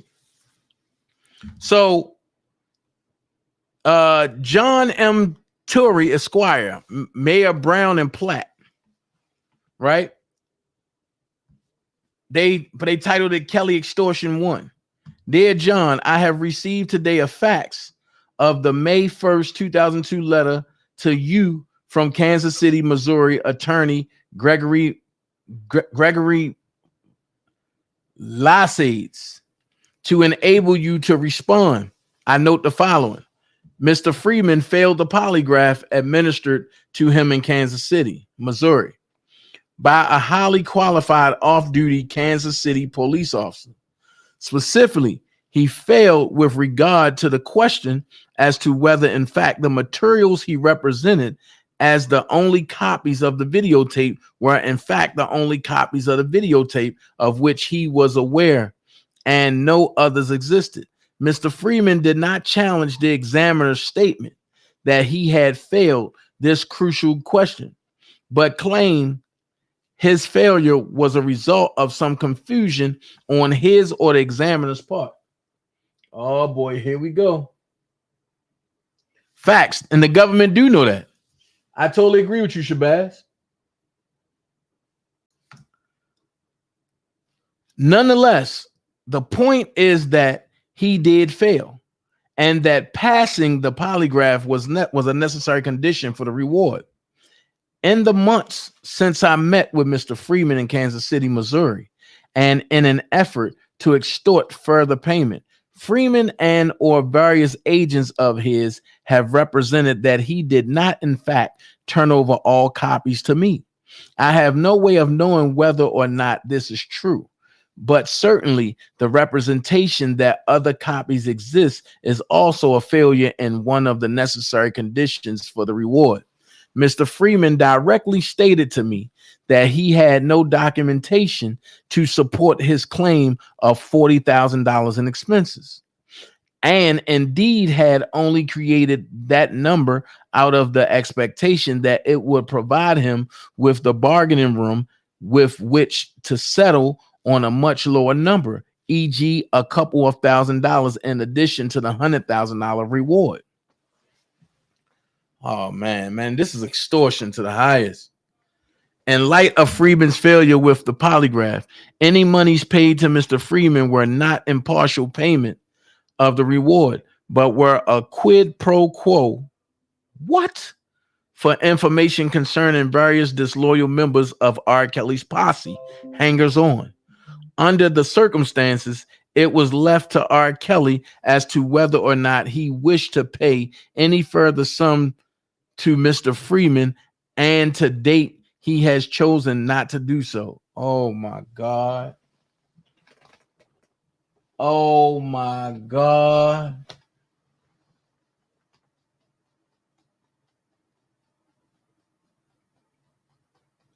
Oh my God. Confidential memo to counsel, Chuck Freeman polygraph. As I mentioned to counsel, there are at least a couple of matters of importance that have been omitted from the letter from Chuck Freeman's counsel. There is no admission that Freeman himself was fully aware of and acknowledged his failure to pass the polygraph test, and indeed attempting to explain it. If Freeman is lying about this to his attorney, or his attorney has decided this acknowledgement is not decisive, we need to know that now. And before we go down the road of some extensive offer of proof, there is no agreement by the attorney or his client that if we offer proof that Freeman failed to pass the polygraph on one of the necessary questions to qualify for a reward, that in itself would end this matter. I expect that we can obtain a copy of the polygraph tape graphing the results with the deceptive area marked for review by Freeman's counsel. But unless Freeman's counsel agrees that this will end the matter, what do we gain by showing it to him other than giving him the opportunity to shop far and wide for some polygrapher who might challenge that interpretation? Yo, wait a minute. No, bro.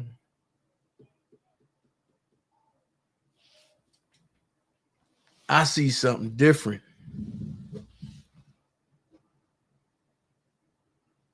I see something different.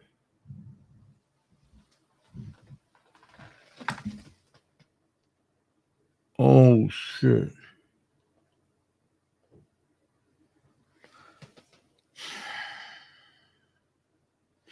After extensive and unwelcome telephonic contact with Chuck Freeman, a sleazy bottom feeder who whines endlessly, apparently out of the belief that being extremely annoying is a winning negotiating strategy, I met by pre-arrangement with Freeman last August at a Kansas City, Missouri hotel.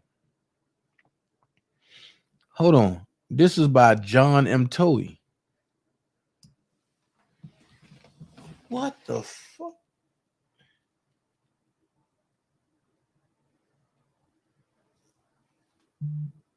Yo, this is extortion to the highest level. You got lawyers and everything involved with this. Come for one man, though. I didn't know it was this deep, man. Damn. Oh man. Freeman was accompanied by a large young black male. Chuck Freeman was initially tested early in the afternoon on the voice stress analyzer by Larry Birkeland, certified PSE examiner. Birkeland, a 10-year veteran of the Kansas City, Missouri Police Department, has performed more than 5,000 PSE examinations. Now primarily for local area law enforcement, local, state, and federal. Freeman had a weak pass in the PSE examination, probably a reflection of his innately devious personality. Birkeland expressed some concerns, but they were not sufficient to fail Freeman. Later that afternoon, Freeman was polygraphed twice by John Herlock. Oh, shit. Herlock is an active duty Kansas City police officer who is also the vice president of the Missouri Polygraphs Association and had provided me with a resume listing his extensive qualifications and training to be sent under separate cover.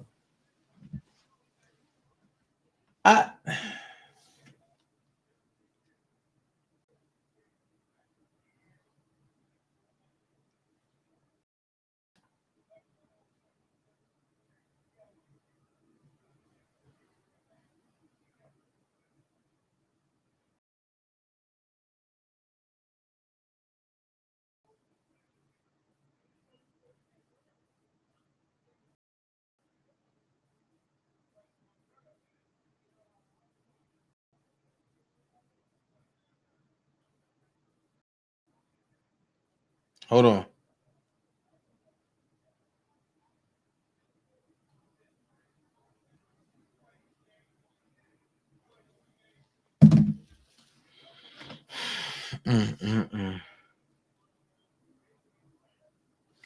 While I was out of the room, Herlock tested and found Freeman to be deceptive, i.e. Freeman failed to pass the polygraph. With regard to the question, are you aware of the existence of any other copies of this tape? Polygrapher Herlock Polygrapher Herlock informed Freeman that Freeman had failed to pass the question despite 2 tests. Herlock stated that further testing was not an option as the subject might have grown desensitized to this question.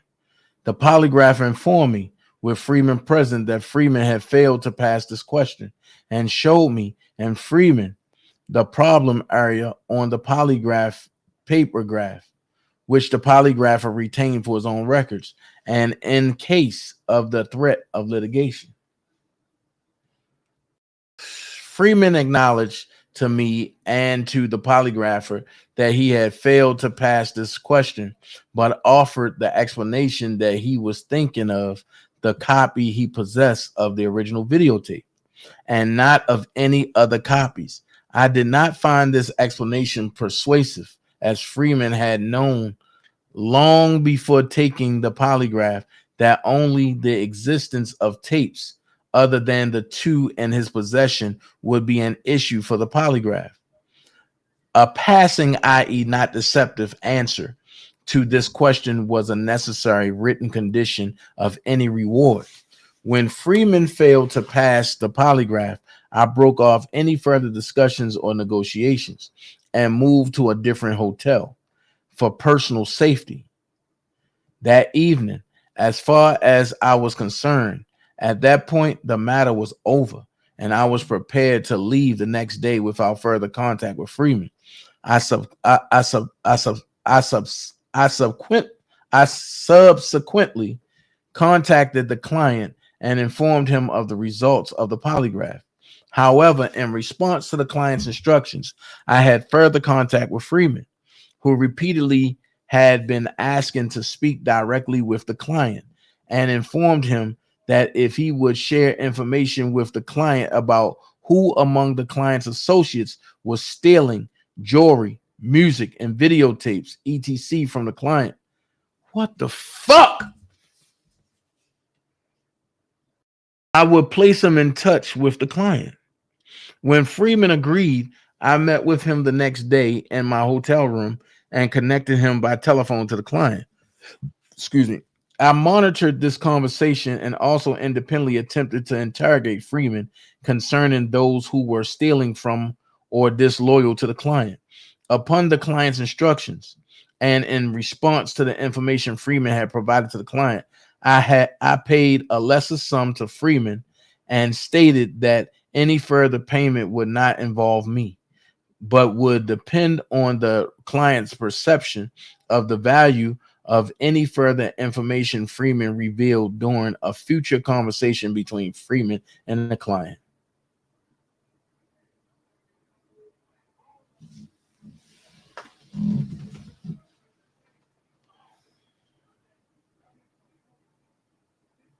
Wow. A conversation which Freeman had insistently and repeatedly requested. Freeman agreed to this term. For his part, Freeman stated to me that he regarded his further contact with the client as a whole new ballgame, that he felt free to negotiate whatever amounts he could get by providing further information, and that he was no longer limited by the written reward agreement. Also, in passing, Freeman remarked that he never had expected to receive the $40,000 in expenses he claimed, but never documented or supported, but only cited that figure as a negotiation ploy, as a negotiating ploy, so as to have something left after, as he assumed I negotiated the claimed expenses number down. For my part, I dismissed this claim out of hand as absurd, particularly as Freeman made no effort to support it. And it was by Jensen. Who this from? Kelly Extortion 1 and 2.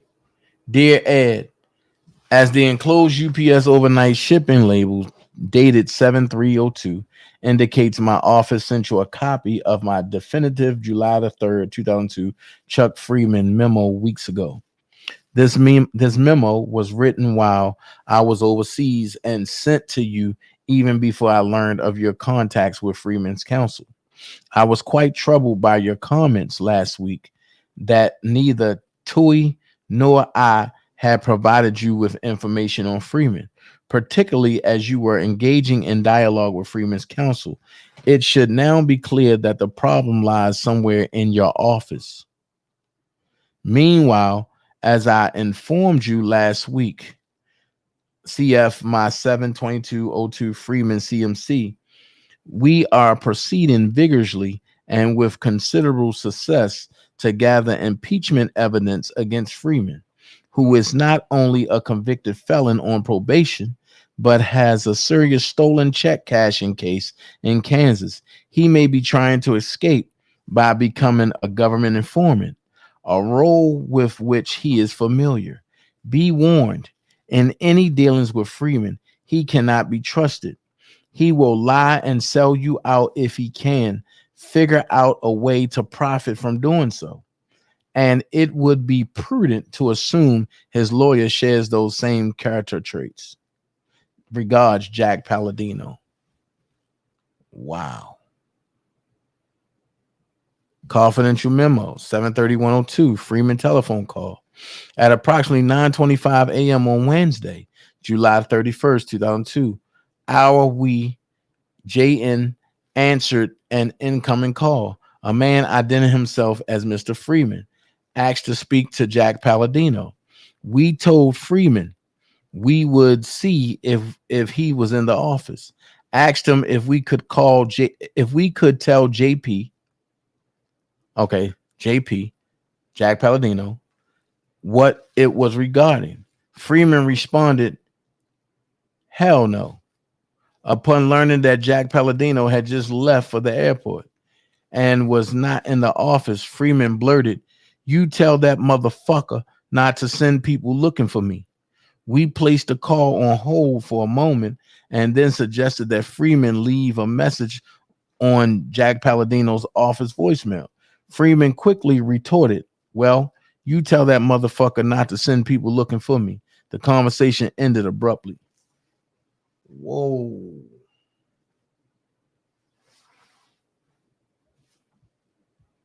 Whoa.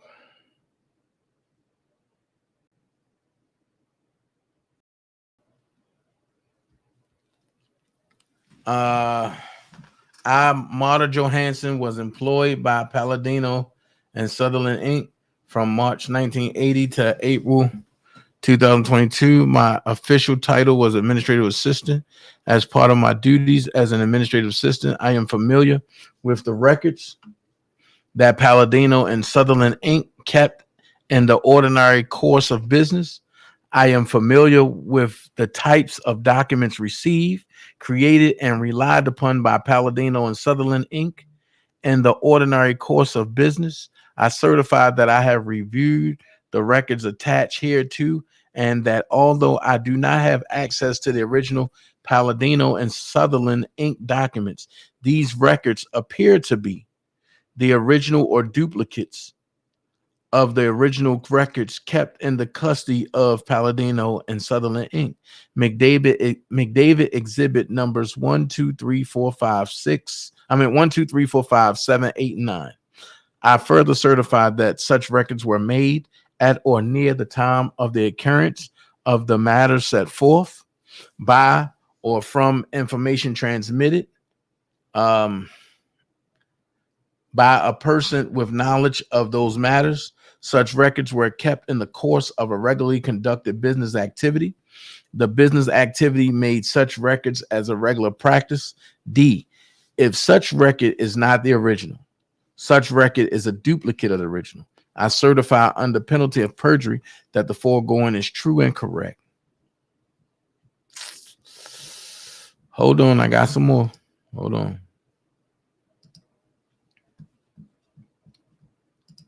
Now I understand. Oh, shit.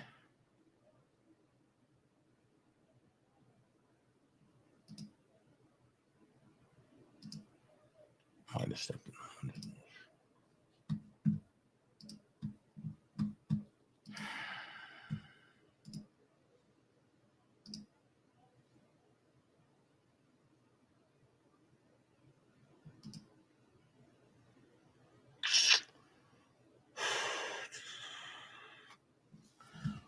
Okay. We're going to go here.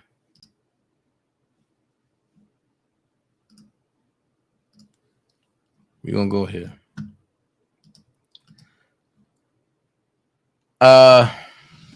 Jim Darriaga's first attorney, Damon Dunn, from firm Funkhauser, Bagosen, Lieberman, and Dunn, Ltd. He entered into record. Also, Seth A. Stern from the same law firm entered into record. He's retained counsel. He's retained his counsel.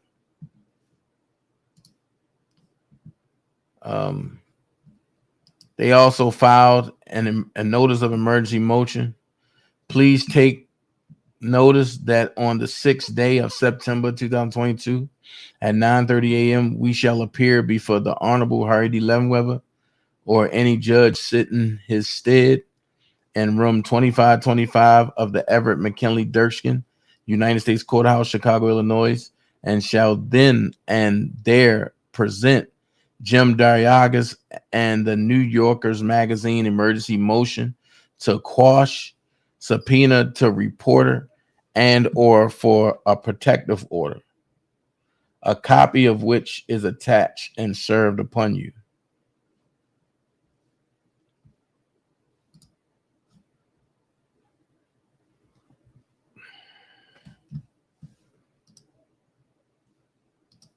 Okay. This is 10 pages long. Emergency motion to quash subpoena for reporter and or for protective order. Now comes non-party journalist Jim Darriaga's and the New Yorker magazine to respectfully move this court pursuant to Federal Crim P17C and the First Amendment U.S. Constitution. Amend I to quash the subpoena served upon him in the above captioned case by defendant Daryl McDavid or for a protective order. Wait a minute. Why would Daryl McDavid subpoena him?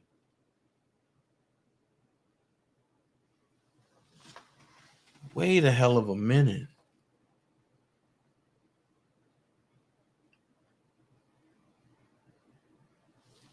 Something don't sound right.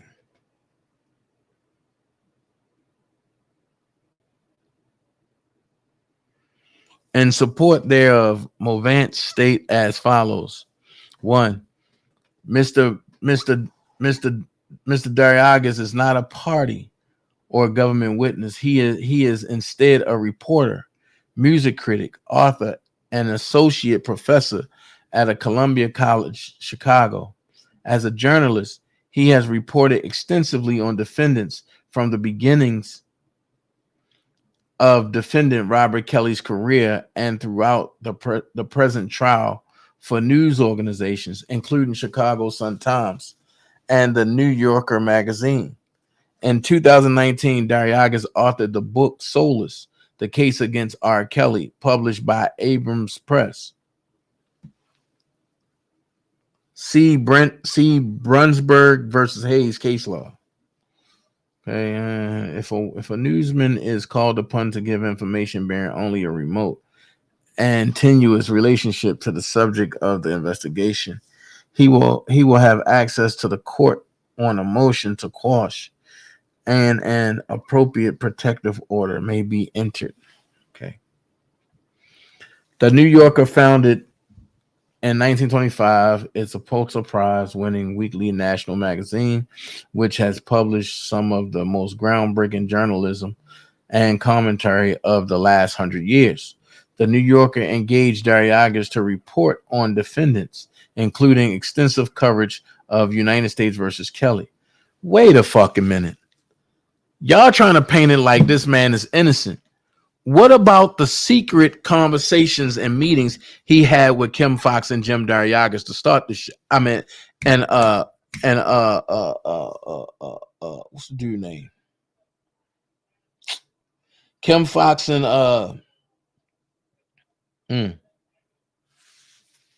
what is the dude name? Shoot. Nah, a dude name. Oh man. The one that tried to extort Nike. What is his name? Michael Avenatti. He ain't tell about that.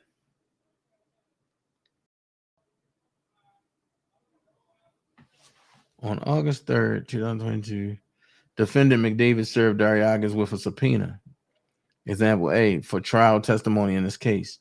The subpoena did not include a check for witness fees, but Dariagas was nonetheless instructed to appear on September the 6th, 2022, because the subpoena is unduly burdensome, unreasonable, and oppressive under Rule 17C and the First Amendment. Movants accordingly request an order to quash the subpoena or a protective order. The courts must always be alert to the possibilities of limiting impingements upon press freedom to the minimum. And one way of doing so is to make compelled disclosure by journalists a last resort after pursuit of other opportunities to fail. What the fuck? Requiring defendants to establish via proffer at trial that they have a real need for the information and that the information is not available from another source. Patterson versus Barge case law.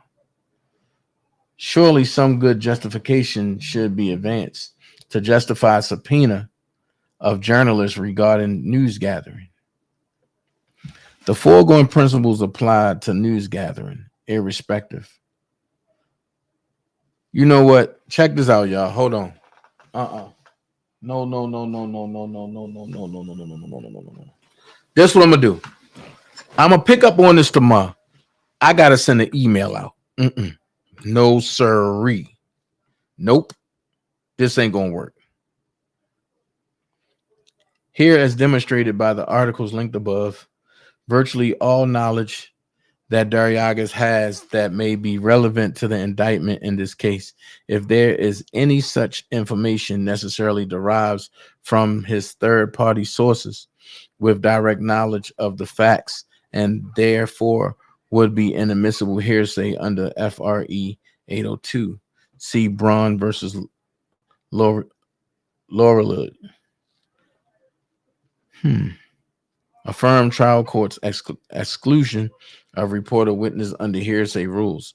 Because Mr. Dariaga's role has been as an investigative reporter, compelled testimony also is invasive as to his news gathering methods and cumulative of the actual sources and their source materials.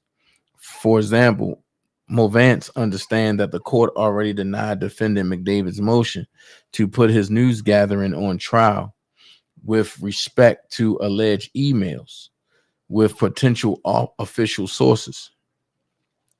Docket number 247. Movants further understand that during the case in chief, Chicago Police Department Detective Dan Everett authenticated the only physical source material plausible at issue, a VHS cassette personally handed to the detective by a Chicago Sun-Times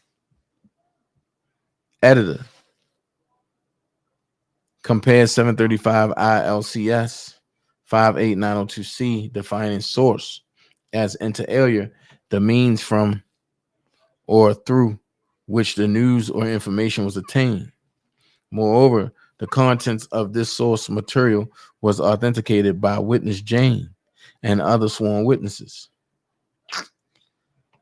Any further facts that might possibly be gleaned from journalists' outtakes were likely to be merely cumulative. The only pertinent exception to FRE 802, therefore, would be declarations against interest made by defendant McDavid to Dariagas during the course of Dariagas' reporting, including the New Yorker. Defendant McDavid, however, has represented that he will testify in his own defense and therefore may relate all of his on or off the record statements to Dariagas, leaving Dariagas in a potential position of impeaching his source.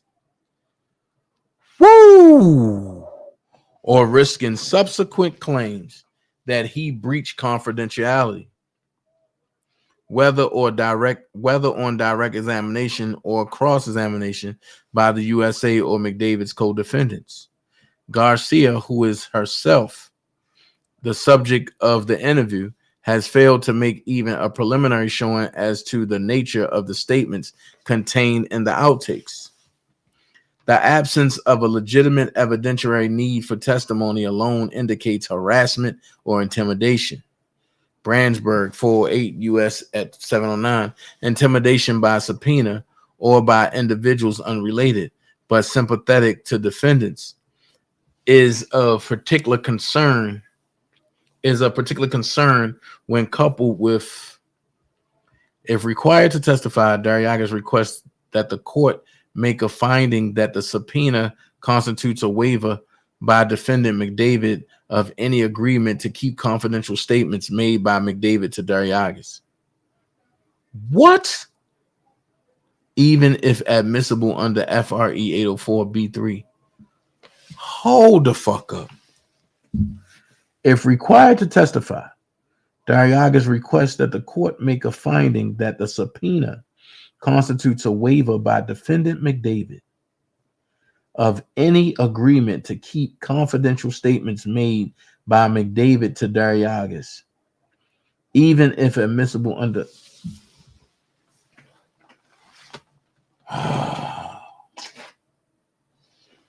Queen B. How did that sound fair? That means that McDavid has been talking to Dariagas about Rob. So how did that sound fair? Maybe I'm not seeing what everybody else is seeing.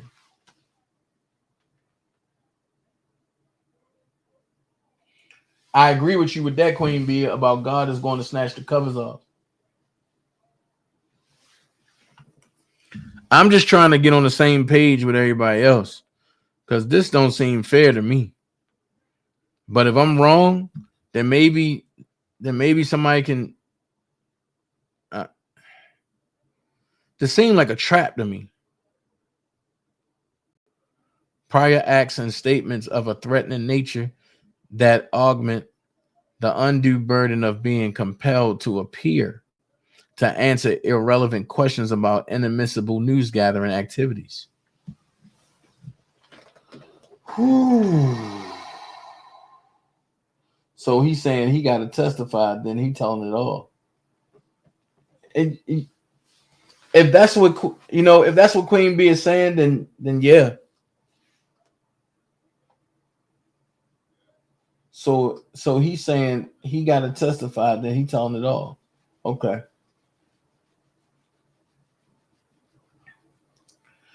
Right, they work together. That's what I'm starting to see. He about to throw McDavid under the bus. That means that anything he throw, see, oh my God, bro.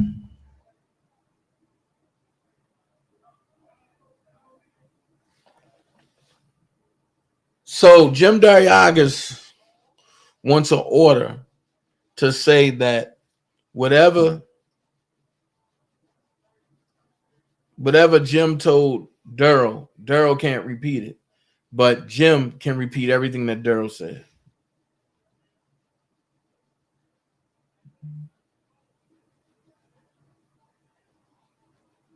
Sparkle wanted to be the first lady involved in the record company alongside Mr. Kelly.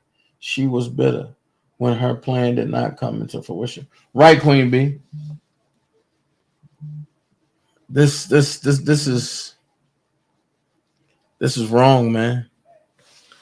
To rebut an improper purpose, McDavid should first proffer A, that Dariagas possesses specific information relevant or necessary to the proceedings.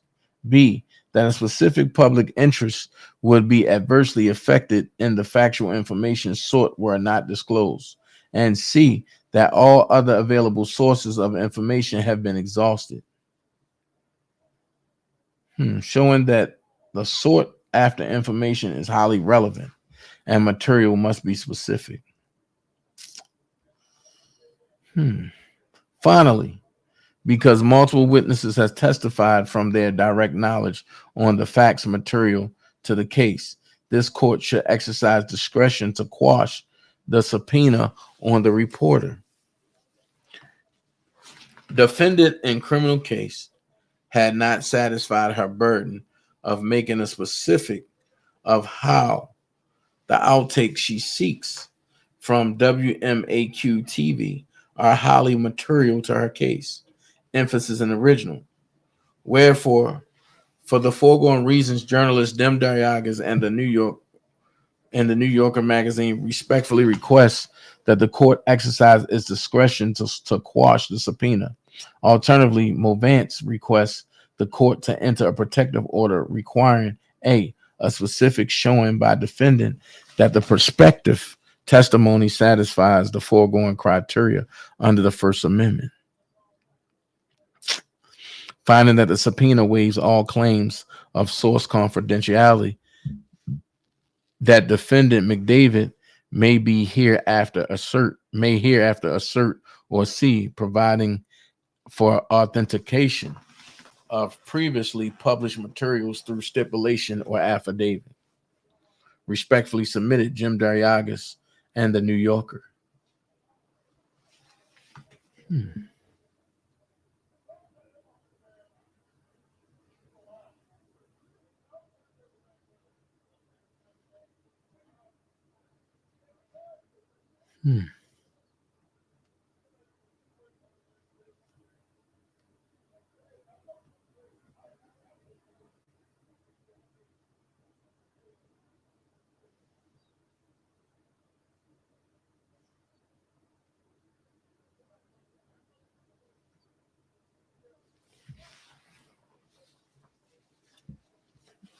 Man.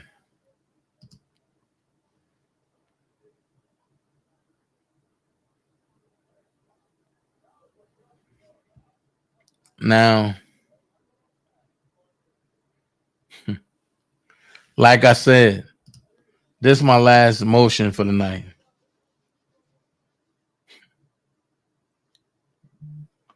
When I say this has got bad, this has got bad. Now, here come the mudslinging. Jennifer Bonjean put this in. Defending Kelly's motion to bar, 1, the admission of highly prejudicial 404B evidence during the examinations of co-defendant McDavid. 2, any communications protected by the attorney-client or work product privilege, and motion to cross-examine McDavid after the government. Lord have mercy. Lord have mercy. Lord have mercy.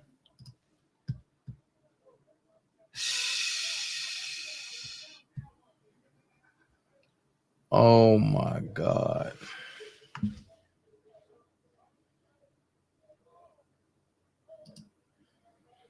Let me see what y'all saying for a second. I gotta clear my head before I read this.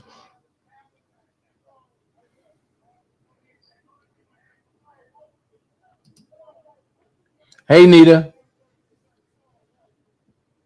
Look, I don't be looking at the screen with this. I be in a whole nother screen. So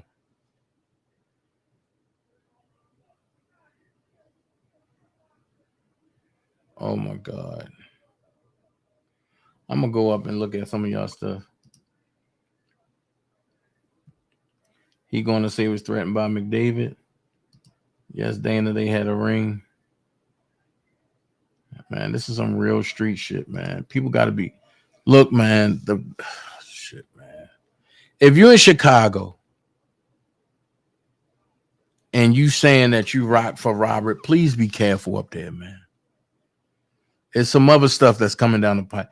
Look, man, y'all be careful up there, man.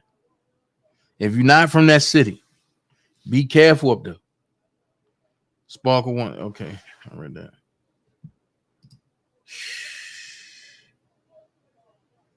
As long as Jim didn't say shit.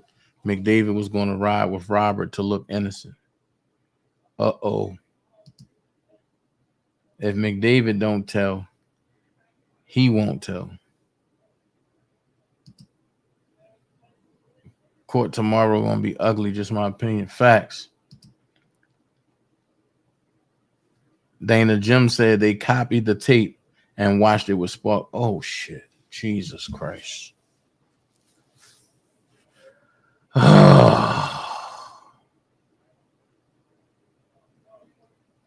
So this is bad, man. And I'm not talking about on behalf of that tape stuff. Hey, Dana Dream Team.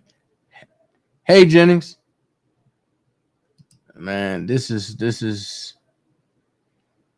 they are using Robert as an scapegoat to say faith, to stay faith with the government, knowing they was the one setting up Robert S. Kelly, knowing they are the setup by sending Robert S. Kelly to prison and not them. Facts. See, Jim kept trying to put it off on the little black girls about being afraid. Jim is looking for protection because he is not granted immunity. Yeah, Jim was afraid to, but he also was a willing party. Facts. Facts. Jimmy D don't get scared now. I believe Jim got paid too.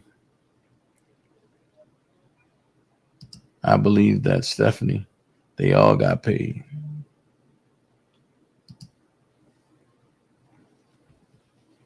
Rockland Records, I meant, she wanted to be married to R. Kelly and first lady of this company.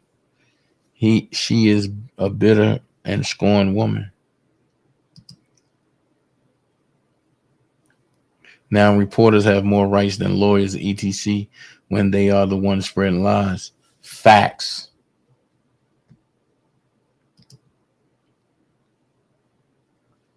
If Jim somehow comes up with immunity by tomorrow, you already know what it is. Oh, man. That's why there was no court today, so he could put in his motion. Facts. I agree with that.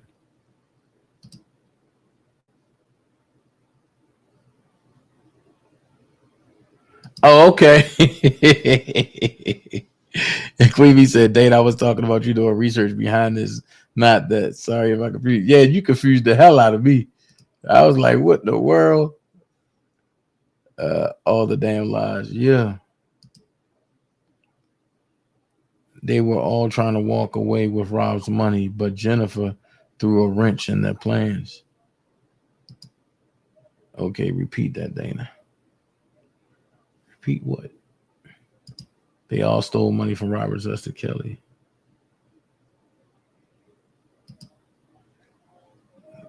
They want his damn money. This is some bullshit. Dana, if you ask me, Valerie and Sparkle, Water is some of the ringleaders.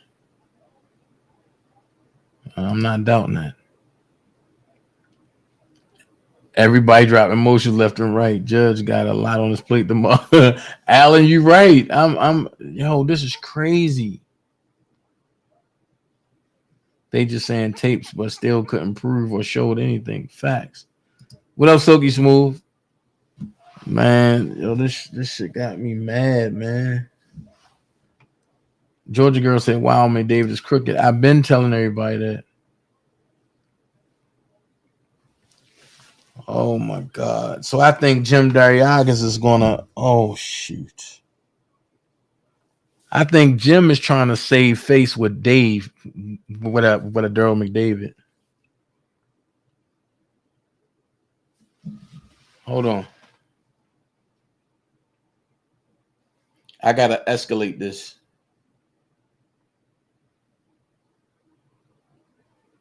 Hold on.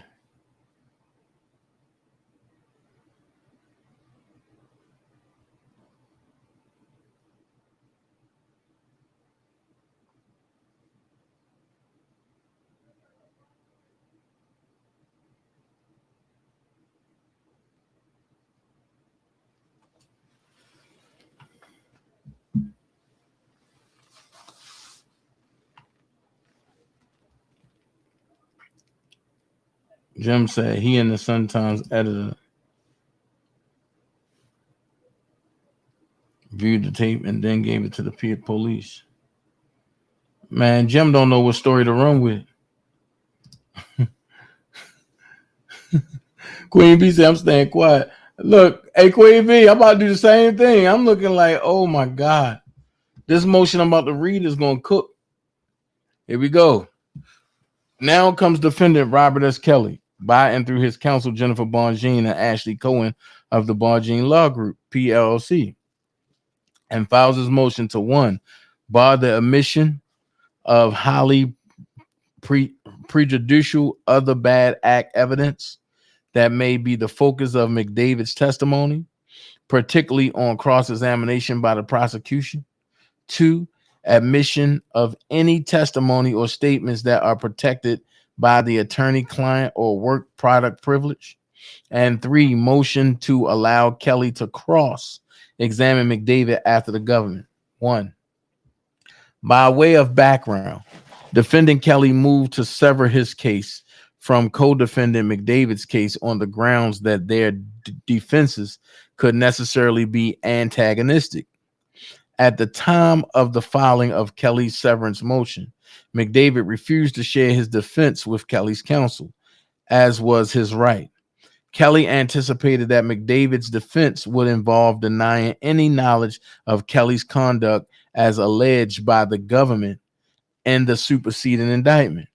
Kelly argued that McDavid's defense as it relates to his knowledge will place the co-defendants in antagonistic positions to the detriment of Kelly. The prosecution objected to Kelly's severance motion, arguing inter alia that Kelly had overstated the risk of the government using McDavid's testimony against Kelly if McDavid took the stand. The prosecution denied any significant risk of prejudice to Kelly, claiming that Kelly had not identified specifically how the prosecution might use McDavid as a witness against Kelly. 3, with the benefit of McDavid's opening statement, it is now clear that McDavid claims that he was a member of Kelly's criminal defense team and that he had no knowledge about the contents of any tapes that allegedly depict child pornography. In McDavid's opening statement, his counsel stated that the evidence would show that McDavid acted at the behest of Kelly's lawyers and that McDavid entered a formal agreement with Kelly's lawyers to work as their agents. McDavid will apparently testify that he worked as an agent of Ed Jensen and followed his directions. As this court recalls, defendant Kelly immediately moved for a mistrial after McDavid's opening statements argued that McDavid's defense was clearly antagonistic to Kelly, and further that by trying these cases together, Kelly had no ability to defend himself, to defend against the first 3 counts of the indictment. This court denied Kelly's motion for a mistrial. The motion was renewed after Brown's opening statement, which also reflected Kelly and Brown's defenses were antagonistic. This court denied Kelly's second motion for a mistrial while acknowledging there were some finger pointing among the defendants, but not sufficiently prejudicial to justify severance. Last week, McDavid told the court that he plans to testify in his own defense. Today, McDavid made a production of materials that it may use in connection with McDavid's direct examination. Kelly anticipates that McDavid will testify as advertised in his opening statement that he had no knowledge about the contents of the videotapes 1 through 3, and that any actions he took was at the direction of Kelly's legal team because he is acting as an agent of the legal team. 6, as previously argued, by forcing Kelly to stand trial with McDavid, he not only must defend against the government's case, but will have to contend with potential adverse testimony from McDavid that will elicit on both direct and cross-examination by the government. 7, of particular concern, Kelly anticipates that evidence concerning McDavid's involvement in settling many lawsuits and potential lawsuits against Kelly brought by many women will become central to McDavid's cross-examination. 8. Accordingly, defendant Kelly now moves this court to bar all testimony related to other uncharged bad acts related to Kelly's sexual misconduct. 9. Specifically, defendant Kelly moves this court to bar testimony and documents related to the following subject matters: Kelly's alleged relationship, marriage to Aaliyah, testimony regarding Kelly's alleged sex addictions, any reference to prior lawsuits filed or threatened by other Kelly accusers, or any settlements negotiated by McDavid on behalf of Kelly not directly relevant to the instant litigation. All testimony related to claims lodged formally or informally against Kelly for sexual misconduct or sexual harassment. Kelly's alleged relationship with any other women not named in the indictment or directly relevant to the instant charges. All matters related to the Florida criminal investigation regarding Kelly's alleged possession of child pornography, charges that were dismissed after all evidence was suppressed. Any and all allegations, lawsuits, claims made by Kelly's employees against Kelly. Testimony related to McDavid taking Kelly to get injections or any treatment to curb his sexual appetite. Testimony related to any other medical diagnosis of Kelly. 10. The foregoing categories of information, most importantly, evidence related to other uncharged allegations of sexual misconduct and evidence related to Kelly's arrest for child pornography in the state of Florida, is not pertinent to this case and amounts to nothing more than propensity evidence. As such, it is inadmissible pursuant to Fed R Evidence 404B. Furthermore, whatever probative value such evidence has is substantially outweighed by its prejudicial effort pursuant to Fed R Evidence 40311. Separately, Kelly moves to preclude McDavid from testifying about statements made to him by Kelly related to the 2002 indictment and subsequent 2008 prosecution. As McDavid represented in his opening statement, he served as an agent for Kelly's defense team.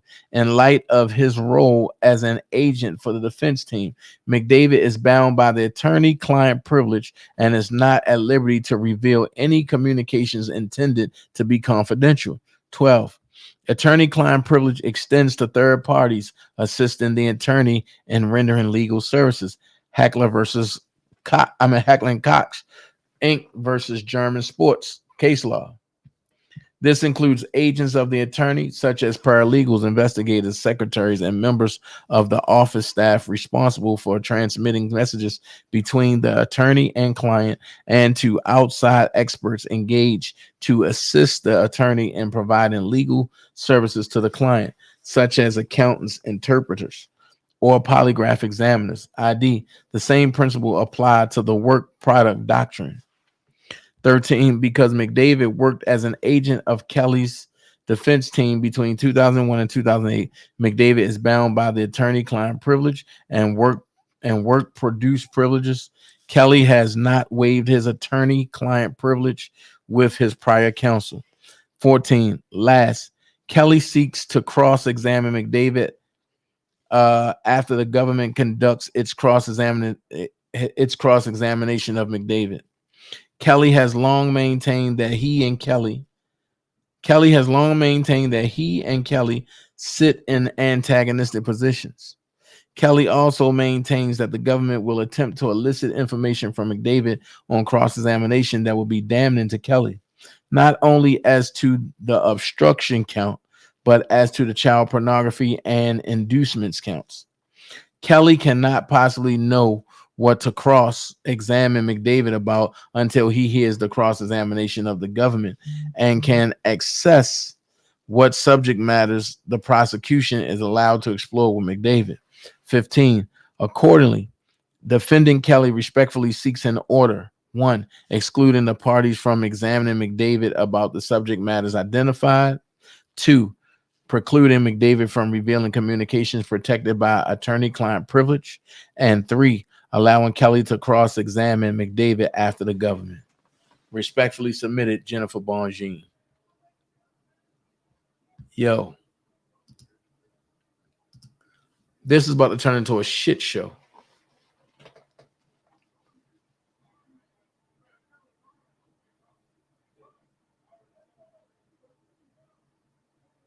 This is about to turn into an all-out war and a shit show.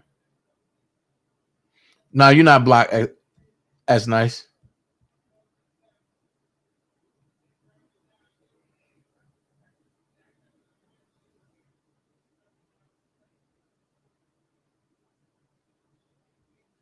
Huh?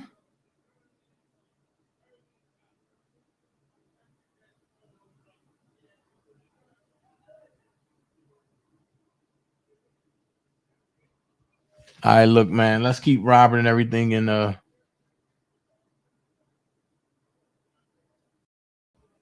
let's keep Robert in prayer. And tomorrow morning, I'll be back on here, ready to go live. And any updates that's sent to me. What's up, T. Glenn? Any updates that's sent, I'm going to put them out there. Okay? Sad. All right. Y'all be blessed. Remember, have a good night. Dana loves all of you. But in the meantime, I'm just trying to figure this out. Somebody please tell me what the fuck is going on. I don't know. I'm reading headlines after headlines. What the fuck? That's really what the fuck I want to know. What the fuck is going on? I don't like to waste time on stupid conversation. There's no profit in that. So if I'm around people that are always complaining with no solutions, then I'm wasting real estate in my brain for what I need to project. And what I project in my brain is what I project in my reality. So that real estate only has to be for evolution, things that are going to help me get where I got to go. You understand? Help me evolve. So if my conversation with you makes me stagnate, we don't have too much conversation either. I don't have no